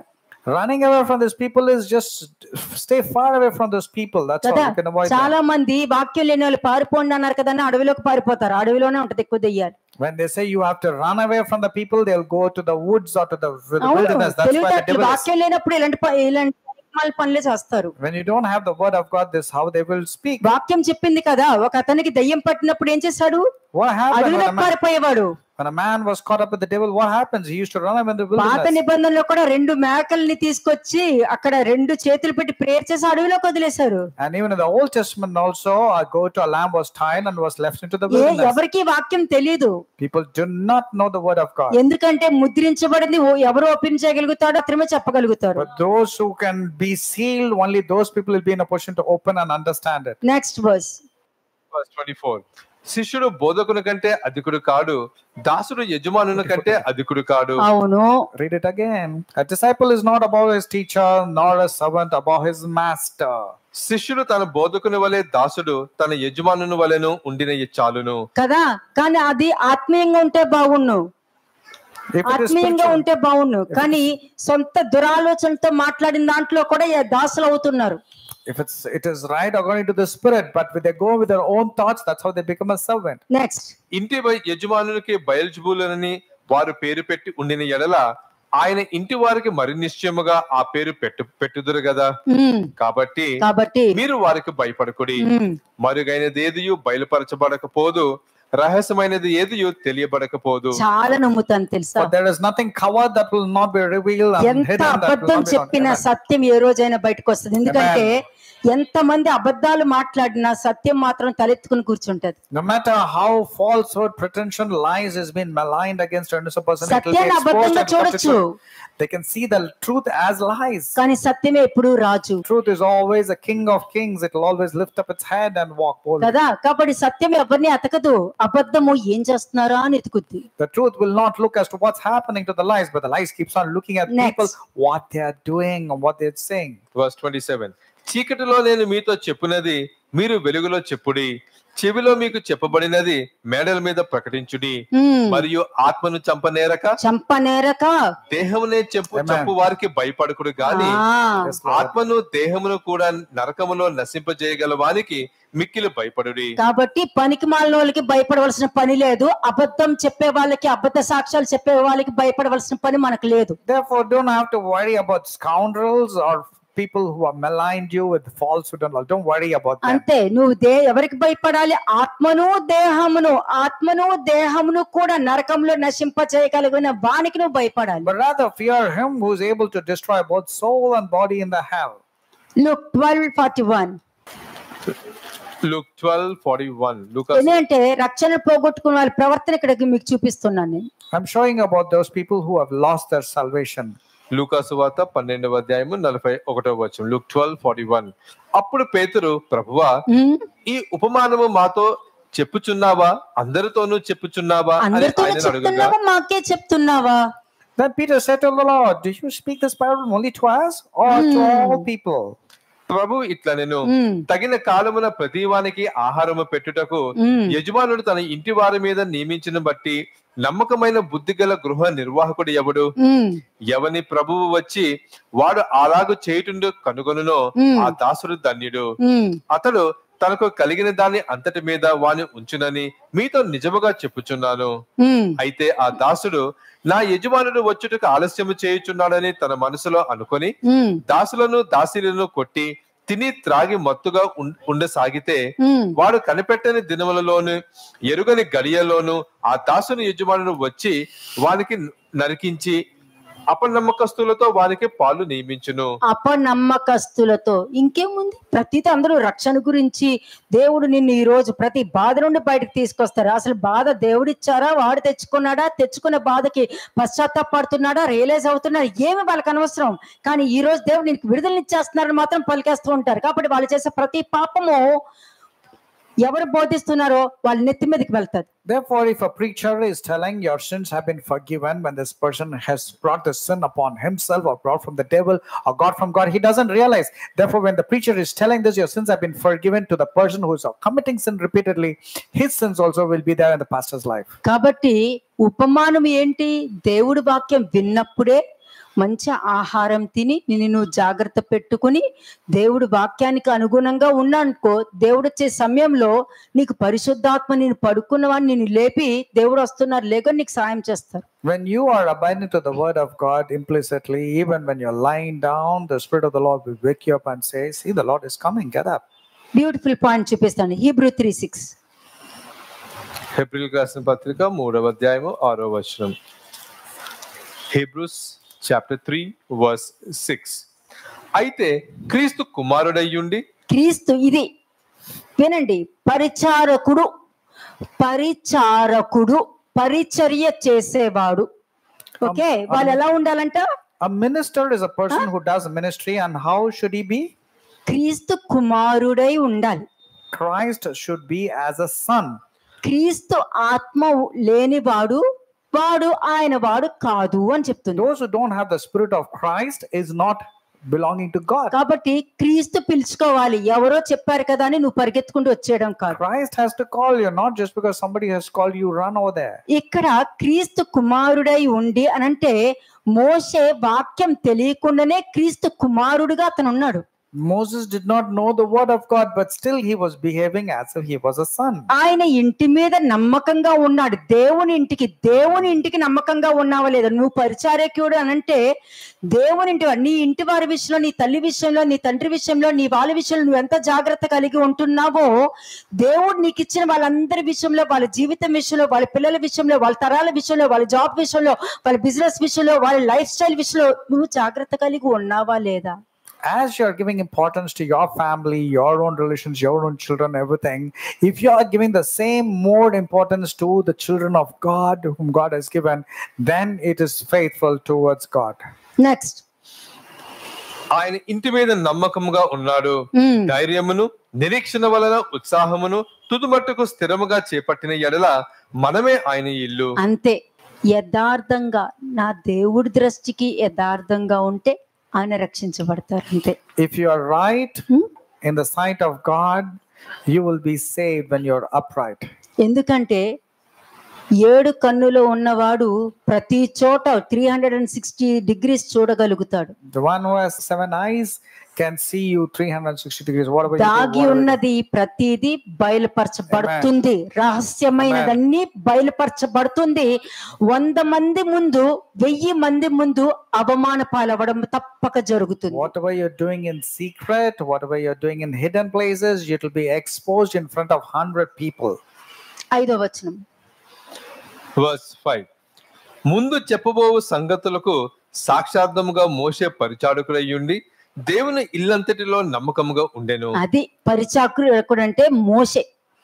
The actual servant, when you say I'm a servant of God, was Moses, because he was లోపల faithful. బలహీనతలు పెట్టుకుని నేను దేవుని నమ్ముతున్నా, వాషింగ్ ప్రేయర్ చేస్తున్నా, కుటుంబ ప్రార్థన చేస్తున్నా, ఆ ప్రార్థన చేస్తున్నా, ఈ ప్రార్థన చేస్తున్నా అని చెప్పుకుంటూ అన్ని బలహీనతలు పెట్టుకుని నీకు నచ్చినప్పుడు పరిచర్య, నీకు నచ్చినప్పుడు దినచర్య. When you are having all sides of weaknesses but you're preaching the word of God, how can that be you called as a minister of God? ఎవరింటికి నమ్మకంగా ఉన్నావు? To which house are you faithful? దేవుని ఇంటికి నమ్మకంగా ఉన్నావు అంటే మోషేకి ఈ దేవుడు ఏ విధంగా సహాయం చేస్తారో అవే నీకు సహాయం చేస్తూ ఉంటారు. దేవుడు కృపను బట్టి, దేవుడు ప్రేమను బట్టి అని అన్నావు అనుకో, ఉన్న కృప పోగొట్టుకుంటావు. Just because you keep on telling by the grace of God, by the mercy of God, you will lose because you are not let go of your weaknesses. అంటే దానికి అర్థం చెప్పనా? 14th verse చూడండి. 14వ వచనం. Verse 14. పాపము వల్ల కలుగు భ్రమ చేత మీలో ఎవడను కఠినపరచబడుకుంటున్నట్లు. అంటే భ్రమలో ఉండొద్దు. నేను దేవుడి పని చేస్తున్నానని భ్రమలో ఉండొద్దు. Okay, Never be caught up with a deception telling that everything is good in your life. పరిచర్య అంటే ఏంటి తెలుసా? దేవుడు వాక్య ప్రకారము నిలబడడానికి, నేర్చుకోవడానికి, తగ్గించుకోవడానికి, ఇంకా తను ఇంకా నేర్చుకోవడానికి దానికి అప్పగించుకోవాలి. కానీ ఒకదానికి అలవాటు పడ్డారంటే దానికి అలవాటు పడడానికి వెళ్ళిపోతూ ఉంటారు. అది దేవుడి చిత్తం అవునా కాదా అని చూసుకున్నామంటే చాలా పెద్ద దెబ్బ తగులుతుంది. When you are being caught up with something which is good, get used to it. Otherwise, you will be caught up with something which is very big punishment. It's going to come upon. ఎందుకు చెప్తున్నాను చదవండి. ఇప్పుడు ఎవడును కఠినపరచబడకుండానట్లు నేడు అనబడు సమయం ఉండగానే ప్రతి దినము ఒకరినొకడు బుద్ధి చెప్పుకోండి. నన్ను అంటావా కాదు, ఒకరినొకడు. నువ్వు పెద్ద పాస్టర్ అయినా ఉండని, చిన్న పాస్టర్ అయినా ఉండని, ఎవరైనా ఉండని, ఒకరొకరు బుద్ధి చెప్తున్నప్పుడు యాక్సెప్టెన్స్ చాలా ముఖ్యం. It is important for you to counsel to one another, encourage one another, because today, if you hear the voice, do not harden your heart as in the rebellion. It doesn't matter if you're a big pastor or a small pastor or not at all a pastor. కదా, రక్షణను కాపాడుకోవాలి. నీ బుద్ధి చూపించావంటే రక్షణను పోగొట్టుకుంటావు. You have to safeguard your salvation, but if you have your old mindset, you will lose it. దేవుడి వాక్యంలో పరిశుద్ధాత్మ నడిపిస్తారు, కానీ నీ ఆత్మను నడిపించినవక. Let the Holy Spirit lead you according to the word of God. Let not your own spirit be leading you in falsehood. పరిశుద్ధాత్మకి తెలుసు తండ్రికి ఏం కావాలో, కుమారుడికి ఏం కావాలో. The Holy Spirit indeed does know what the Father wants. నీ ఆత్మకు తెలియదు. నీ ఆత్మకి నీ శరీరానికి ఏం కావాలి, నీ కంటికి ఏం కావాలి, నీ నోటికి ఏం కావాలా అన్నది నీ ఆత్మ చెప్పొద్దేమో, గానీ ఒక్క పరిశుద్ధాత్మకు మాత్రమే దేవుడికి ఏం కావాలో చెప్పగలుగుతుంది. Your spirit can tell your eyes, tell the lustful things that your body desires first. Only the Holy Spirit can teach you what God wants and what the Son wants. అందుకే వాక్యం ఏం చెప్తుంది తెలుసా? అపోస్తలుడు పౌలు అంటాడు, చూడండి ఒకసారి 1 Corinthians 9:27 చూడండి. మొదటి కొరింథీయులకు రాసిన పత్రిక 9వ అధ్యాయము 27వ వచనం. గాలిని కొట్టినట్టు నేను పోట్లాడుట లేదు గాని, గాలికి కొట్టినట్లు నేను పోరాడట్లేదు గానీ ఏదో రక్షణ పొందేసుకొని అయిపోయింది కదా అని అనుకోవట్లేదు. ఒకడికి బోధించి భ్రష్టునవుతానేమోనని నా శరీరాన్ని నేను నలగొట్టుకుంటున్నాను అంటున్నాడు. అంతే, దానికి అర్థం ఏంటి? తన రక్షణను తను కాపాడుకుంటున్నాడు.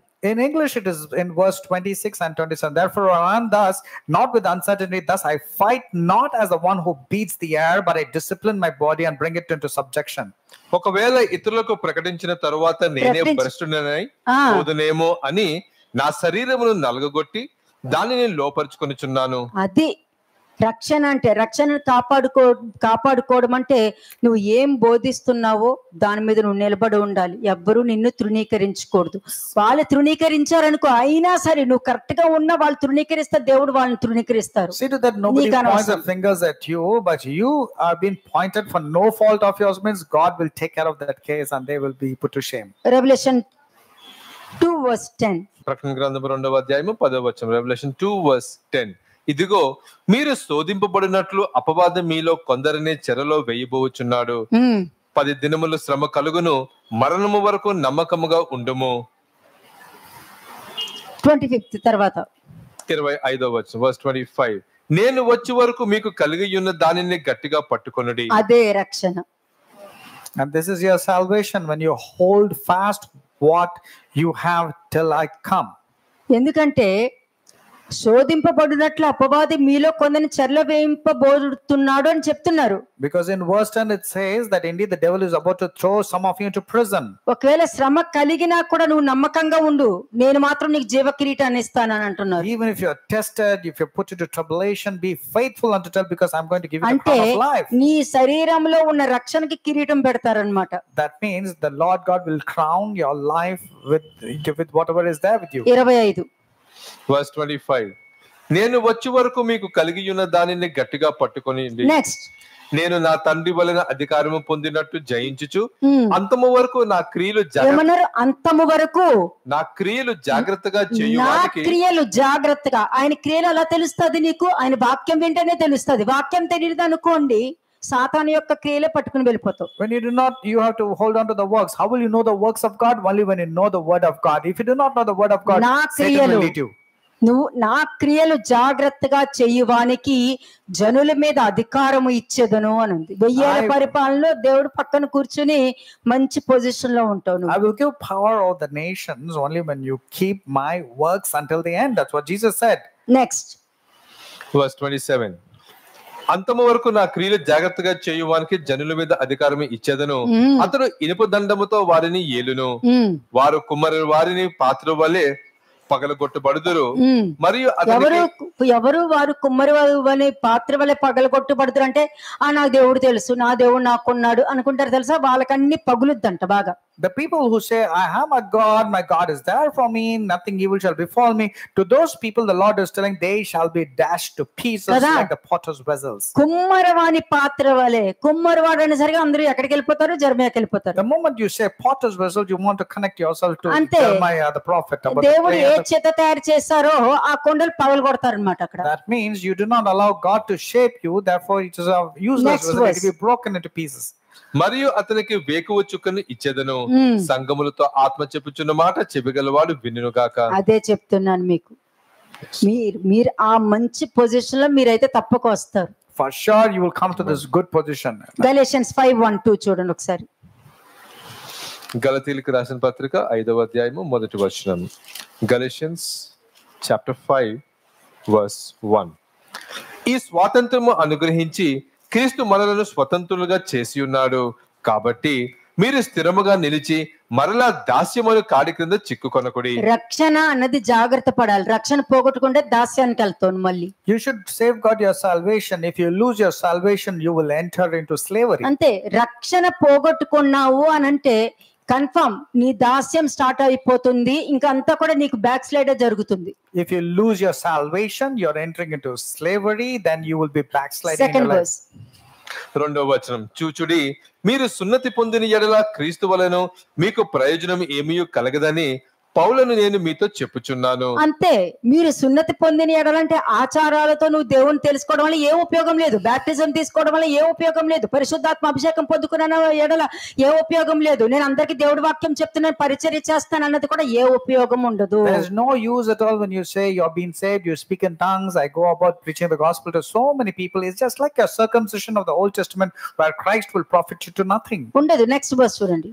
ధర్మశాస్త్రము యావత్తు ఆచరింపబద్ధుడై ఉంటున్నాడని సున్నతి పొందిన ప్రతి మనుషునికి నేను మరలా దృఢంగా చెప్పుచున్నాను. మళ్ళీ చెప్తున్నా, నేను అక్కడి నుండే వచ్చాను కాబట్టి ఏ స్థితి అపోస్తలుడు పౌలు చెప్తున్నాడు, ఏ పరిస్థితిలో వచ్చారో నాకు తెలుసు, అన్ని నాకు తెలుసు, వాడిని నేను నీతో చెప్తున్నాను అంటున్నాడు. Apostle Paul is testifying about from where he had come, and if you're focusing about religion and traditions means you're going to lose your salvation. Next. మీలో ధర్మశాస్త్రము వలన, స్లోగా చదవండి. మీలో ధర్మశాస్త్రము వలన నీతిమంతులని తీర్చబడేవారు ఎవరో వారు క్రీస్తులో నుండి బొత్తిగా వేరు చేయబడి ఉన్నారు, కృపలో నుండి తొలగిపోయి ఉన్నారు. అంతే, అయిపోయింది. ధర్మశాస్త్రము వలన నీతిమంతులు అంటే తెలుసా? What is the meaning of being justified by the law?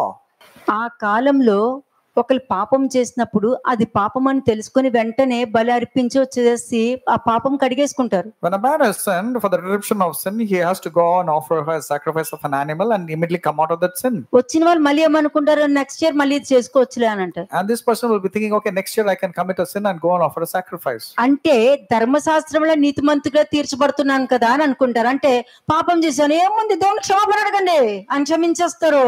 Like how the Old Testament people used to go and offer sacrifice of the animals, the New Testament people used to say, okay, what is the big deal? ఈ రోజు కూడా పాపానికి cover అయిపోయి పాపం చేసి ఆ పాపాన్ని cover చేసుకుని దాన్ని కరెక్ట్ చేసుకుని నువ్వు దేవుడి వాక్యం ముందు పెట్టినప్పుడు అది రాంగ్, నాది కరెక్ట్ అని నువ్వు చేసుకుంటున్నావు అని అంటే నువ్వు క్రీస్తు నుండి బొత్తుగా వేరు చేయబడి ఉన్నావు కాబట్టి కృపలో నుండి తొలగిపోయి. అర్థమైందా? By the grace of God అంటావు, కృపలో తొలగిపోయావని ఇక్కడ వాక్యం చెప్తుంది. When you conceal your sin, you don't confess your sin and justify your sin. That means you are actually being estranged from Christ when you keep నీ on keeping the assumption sin. ద్వారా నువ్వు రక్షణను పోగొట్టుకుంటావు. You can lose your salvation because of your assumptions. నీలో పాపం చేసి ఎదుటి వారి మీద పాపం చేస్తాను నువ్వు రాలేసి కొడతావు చూడు. రాలేసి కొట్టిన వెంటనే ఓకే ఒక రాయి వచ్చి నీ రక్షణ పోతుంది, ఒక రాయి వచ్చి మరణకరంగా పాపంలో తీసుకెళ్తాది, ఇంకొక రాయి వచ్చి నీ కిడ్నీలోకి వచ్చి పడుతుంది అంతే. When you throw a stone and accuse and falsely pretend and say these people are wrong, one stone is you will lose your salvation, the other stone is it's a sin leading to death, and the third thing will be like a kidney stones forming inside your body. అంతే. క్రీస్తు క్రియలు అని అంటే ఏమన్నారు? మీలో ఎవరైనా పాపం చేయకపోతే రాయేసి కొట్టండి అన్నారు. What do you think is the works of Christ is whoever has not sinned, let him break the నీ first ప్లేస్ లో stone. నేనున్నాను అనుకో, If I were you, నీ ప్లేస్ లో నేనున్నాను అనుకో, and if I were you, వాళ్ళు ఇలా చేశారని ఎవరన్నా చెప్తే నేను వెంటనే రాయేయను. if somebody comes and tells me this person has done, means I will not take the stone to hit them. ఒకవేళ నాలో అన్ని కరెక్ట్ గా ఉన్నప్పుడు నేను రాయేయను. Even if everything is found correct to me, I will not stone that ఒక్క person. వాక్యం విషయంలో తప్ప మిగతా ఏ విషయంలో నేను ఎవరి జోలికి వెళ్ళను నేను. Except through the word of God, I will not go into any mind thing. If somebody is meddling with the word of God, I go. నేను వెళ్ళను. మీ ప్లేస్ లో నేనైతే అలాగే చేస్తా. If I were you, I will just stick on to what I will కానీ do. పాపం చేస్తే మాత్రం వదలను. But I will not spare anybody who is sinning. అందులోను పాపము చెయ్యలేని వ్యక్తికి ఎదుటి వాళ్ళు పాపం చేస్తున్నారు అని అంటే దైవశక్తి తోడుగా ఉంటుంది, దేవుడు తోడుగా ఉండి ఆ కార్యాలు చేస్తారు అక్కడ. And when the person who is not sin and is showing to other people, God will work life through that person who is speaking. కాబట్టి కృపలో నుండి తొలగిపోతారని చెప్తుంది. They have departed or estranged from Christ. అంటే రక్షణని ఏ విధంగానైనా పోగొట్టుకోవచ్చు. They can lose the salvation at any cost or in any way. అలాగే Romans 11:18 ఒకసారి చూడండి. Romans chapter 11 verse 18. రోమిల్కి రాసిన పత్రిక 11వ అధ్యాయము 18వ వచనం. రోమన్స్ 11:18. నీవు అతిశయించితివా, వేరు నిన్ను భరించుచున్నది గాని నీవు వేరును భరించుటలేదు. అందుకు నేను అంటుకట్టబడు నిమిత్తము కొమ్మలు విరిచివేయబడినని నీవు చెప్పుదువు. అంటే నాకు దేవుడు ఉన్నాడు, నాకేం పని, నా దేవుడు గొప్పోడు, ఎవరు ఏదైనా సరే వాళ్ళ దేవుడికి నా దేవుడు గొప్పోడు, అది గొప్ప కాదు. నీలో గర్వం వచ్చింది, దేవుడు గొప్పవాడని చెప్పడానికి కాదు, నీ గర్వము నీ గొప్పతనం అక్కడ చూపించుకుంటానికి చూసావు. Arrogance has popped up in your life when you say, I have my God, I'm not like them, my God is there with me, my God will help me, means it is actually arrogance has entered. కదా. మోషే ఏమన్నాడు? భ్రష్టులైన పిల్లలారా రండి, మేము ఈ బండలో నుండి మీకు నీళ్లు రప్పింపవలనా అని అంటాడు. What did Moses say? You rebels, should we ought to bring water from this rock? He said. నేను మోషేని తీసుకోను, ఒక్క మాటనే తీసుకుంటా. I will not take Moses, I will talk about the word. ఎందుకంటే మోషే చాలా గొప్పవాడు. Because Moses was a great నీకు man. తెలుసు అతని శరీరాన్ని కూడా ముట్టుకోవడానికి అపవాదికి అవకాశం ఇవ్వలేదు కాబట్టి ఆ ఒక్క మాట పాపం చేసేవాడికి తగిలిస్తున్నాను అంతే. I am just pointing that word called rebels to the person who has sinned, because Moses was such a great personality, God did not allow Satan to touch the body of Moses. అలాగే దావీదు చేసిన పాపాన్ని నేను highlight చేయను. Likewise, I will not highlight the sin of David. అతడు చేసిన నిజమైన ఒక్క పశ్చాత్తాపం అతని పాపాన్ని కడిగి వేసేసింది. Because of his genuine repentance, all his sins were evaded. కాబట్టి దేవుడు మర్చిపోయినప్పుడు నేను మర్చిపోతాను. When God has forgiven and forgotten, I also forgive and forget. Next verse. మంచిది, వారు అవిశ్వాసమును బట్టి విడిచివేయబడిరి, నీవైతే విశ్వాసమును బట్టి నిలిచి ఉన్నావు, గర్వింపక భయపడము అన్నారు. Do not boast against the branches, but if you do boast, remember that you do not support the root, but the root supports ఎందుకంటే you. స్వాభావికమైన ఆ కొమ్మలనే దేవుడు విడిచిపెట్టకపోతే నిన్ను కూడా విడిచిపెట్టాడు, అది గుర్తుపెట్టుకో. నిన్ను అంటుకట్టారు, ఎక్కడి నుండో తెచ్చి అంటుకట్టారు. ఒరిజినల్ కొమ్మలు దేవుడు నరికేశారంటే నువ్వు ఒక లెక్క కాదు, అది గుర్తుపెట్టుకో, గర్వించక అని చెప్తున్నారు. You have been a branch that has been grafted into the main root, so therefore don't boast because you've been brought out. ఈ వాక్యం ఉంటదండి, కానీ అందరూ ఈ వాక్యం లాగా నశించిపోతున్నారు. The word is there, but then people, because of not having the word, they are being destroyed. Next verse 22. కాబట్టి దేవుని అనుగ్రహము కాఠిన్యము అనగా పడిపోయిన వారి మీద కాఠిన్యమును, అంటే కాఠిన్యం అంటే స్టబాన్ క్యారెక్టర్, స్టబాన్ మనస్తత్వం. వాక్యం చెప్పినా కూడా దాన్ని నువ్వు యాక్సెప్ట్ చేయట్లేదని అంటే నువ్వు పడిపోయావని అర్థం ఇక్కడ. Even when the word of God comes to you, you're not accepting, you're not receiving, means it's severity of God is that in your life. నీవు అనుగ్రహ ప్రాప్తుడివై నిలిచియున్న ఎడల నీ మీద ఉన్న దేవుని అనుగ్రహము చూడుము. చూడు, అట్లు నిలవని ఎడల నీవును నరికివేయబడుదువు. But God has shown you kindness if you continue to be in His goodness. Otherwise, you also will.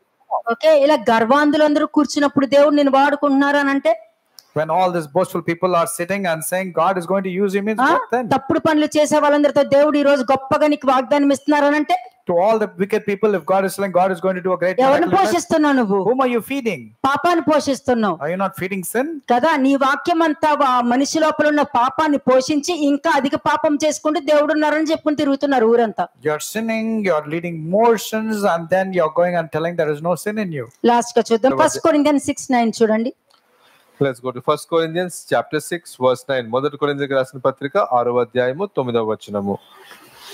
అన్యాయస్తులు దేవుని రాజ్యమునకు వారసులు కానేరని మీకు తెలియదా? తెలీదు, ఎవ్వరికి తెలీదు. అన్యాయస్తులు అంటే విగ్రహారాధికులు, పూజలు చేసుకుంటున్న వాళ్ళు, ప్రసాదాలు తిన్నోళ్ళు అని అనుకుంటున్నారు వాళ్ళు. కానీ ఈ విధంగా దేవుడికి విరోధంగా పాపం చేసి కఠినమైన మనస్తత్వంతో మోసం చేస్తూ, అబద్ధం చెప్తూ, మ్యానిపులేట్ చేస్తూ, దొంగతనాలు చేసుకుంటూ, మోసం చేసుకుంటూ తిరుగుతున్న వాళ్ళ గురించి అని అనుకోవట్లేదు వాళ్ళు. They're not recognizing that God is telling that unrighteous will not inherit the kingdom of God because they are fornicators, idolaters, adulterers, homosexuals, sodomites, thieves, covetous, drunkards, revelers. All these people will not inherit. మోసపోకుడి, జారులైనను, విగ్రహారాధకులైనను, వ్యభిచారులైనను, ఆడంగితనము గల వారైనను, పురుష సంయోగులైనను, దొంగలైనను, లోబులైనను, త్రాగుబోతులైనను, దూషకులైనను, దోచుకున్న వారైనను దేవుని రాజ్యమునకు వారసులు కానేరరు. అంటే కానేరరు అంటే వాళ్ళు దేవుణ్ణే చూడరు, దేవుని రాజ్యం అంటేనే వాళ్ళు తెలియదు, రక్షణలోనే వాళ్ళు లేరు, వాళ్ళు కొత్తగానే జీవించలేదు, వాళ్ళు దేవుని రాజ్యంలోనికి ఎలా వెళ్ళగలుగుతారు? How can these people enter into the kingdom of God when they have not seen, they do not know what is salvation, because they have lost the salvation, they do not know the word of God also. అందుకనే వాక్యం ముందే చెప్పేసింది కదా, రాజ సంబంధులు రాజ్యం వెలుపట ఉన్నారని ముందే వాక్యం చెప్పేసింది. The children of God are actually సుంకర్లలో ఎంటర్ అవుతున్నారని చెప్తుంది. But the tax collectors are entering into the kingdom of God. Revelation 22:19. ప్రకటన గ్రంథం 22వ అధ్యాయము 19వ వచనం. Revelation 22 verse 19. ఎవడైనను ఈ ప్రవచన గ్రంథములో వాక్యములలో ఏదైనాను తీసివేసిన ఎడల, అయ్యో బోల్డ్ తీసేశారు. Next, though they have taken many from the book of life, పరిశుద్ధాత్మని తీసేశారు, దేవుని గుర్తించడం తీసేశారు, తండ్రి యొక్క ఆత్మని తీసేశారు, క్రీస్తు యొక్క ఆత్మని తీసేశారు, క్రీస్తు యొక్క స్వభావాన్ని తీసేశారు. ఎన్ని తీసేశారో! There are many things they have removed from the book of life, like the Holy Spirit. They have removed Christ, they have removed the teachings of Christ. దేవుడు ఈ గ్రంథములో వ్రాయబడిన జీవ వృక్షములలోను పరిశుద్ధ పట్టణములోను వానికి పాలు లేకుండా చెయ్యను కదా. అందుకే వాక్యం చెప్తుంది ఈ విషయంలో మీకు పాలు పంపులు లేవు అని. And that's what the word of God says, you do not have to partake into good things. Revelation 21 verse 6 to 8. ప్రకటన గ్రంథము 21వ అధ్యాయము 6 నుంచి 8వ వచనం. Revelation 21 verses 6 to 8. మరియు ఆయన నాతో ఇట్లనెను, సమాప్తమైనవి, నేనే ఆల్ఫాయు ఒమేగయు అనగా ఆదియు అంతమునై ఉన్నవాడను. తప్పికొను వారికి జీవజలముల బుగ్గలోని జలమును నేను ఉచితముగా అనుగ్రహింతును. జయించువాడు వీటిని స్వతంత్రించుకొనును. నేను అతనికి దేవుడినయ్యుండును, అతడు నాకు కుమారుడయ్యుండును. పిరికివారు, అవిశ్వాసులు, అసహ్యులు, నరహంతకులు, వ్యభిచారులు, మాంత్రికులు, విగ్రహారాధికులు, అబద్ధకులు అందరూ అగ్ని గంధకములతో మండు గుండములో పాలు పొందుదురు. ఇది 2వ మరణము. నీ బలహీనతల నుండి నువ్వు బయటికి రాలేకపోతున్నావు అని అన్నా, నీ పాపం నుండి నువ్వు బయటికి రాలేకపోతున్నావు అంట. ఇక్కడే ఒక మరణము, దాని తర్వాత 2వ మరణం కన్ఫర్మ్. అది కన్ఫర్మ్ అన్నది నువ్వు రియలైజ్ అయ్యి బయటకు వచ్చే విధానంలో దేవునికి భయపడే విధానం మీద ఆధారపడి ఉంటుంది. When all these kind of weaknesses are still prevailing in you, you're not able to come out of it. It's just not a single death, but also a second death, which is eternal death. It's confirmed. కాబట్టి రక్షణ పోగొట్టుకుంటేనే నీ ఆలోచన విధానం మారుతుంది. Therefore, when you lose your salvation, your way of thinking changes. రక్షణ పోగొట్టుకున్న వాళ్ళు దూరంగా వెళ్ళిపోయి పాపం చేసుకుంటూ బతుకుదాం అనుకుంటారు, కానీ దూరంగా వెళ్ళి పాపం చేసుకునే టైంలో ఏదో ఒక రోగం వచ్చి పడుతుంది. The people who have lost their salvation will distance themselves away and they will keep on sinning, but they fail to recognize that sickness or something will come upon their life and destroy them. కదా, తిరిగి రావాలంటే కూడా చాలా కష్టం అవుతుంది, ఎందుకంటే మళ్ళీ కొత్తగా జన్మించాలి కదా. Even if they have to return, it will be difficult because they have to be born again. Shalom అలేకే.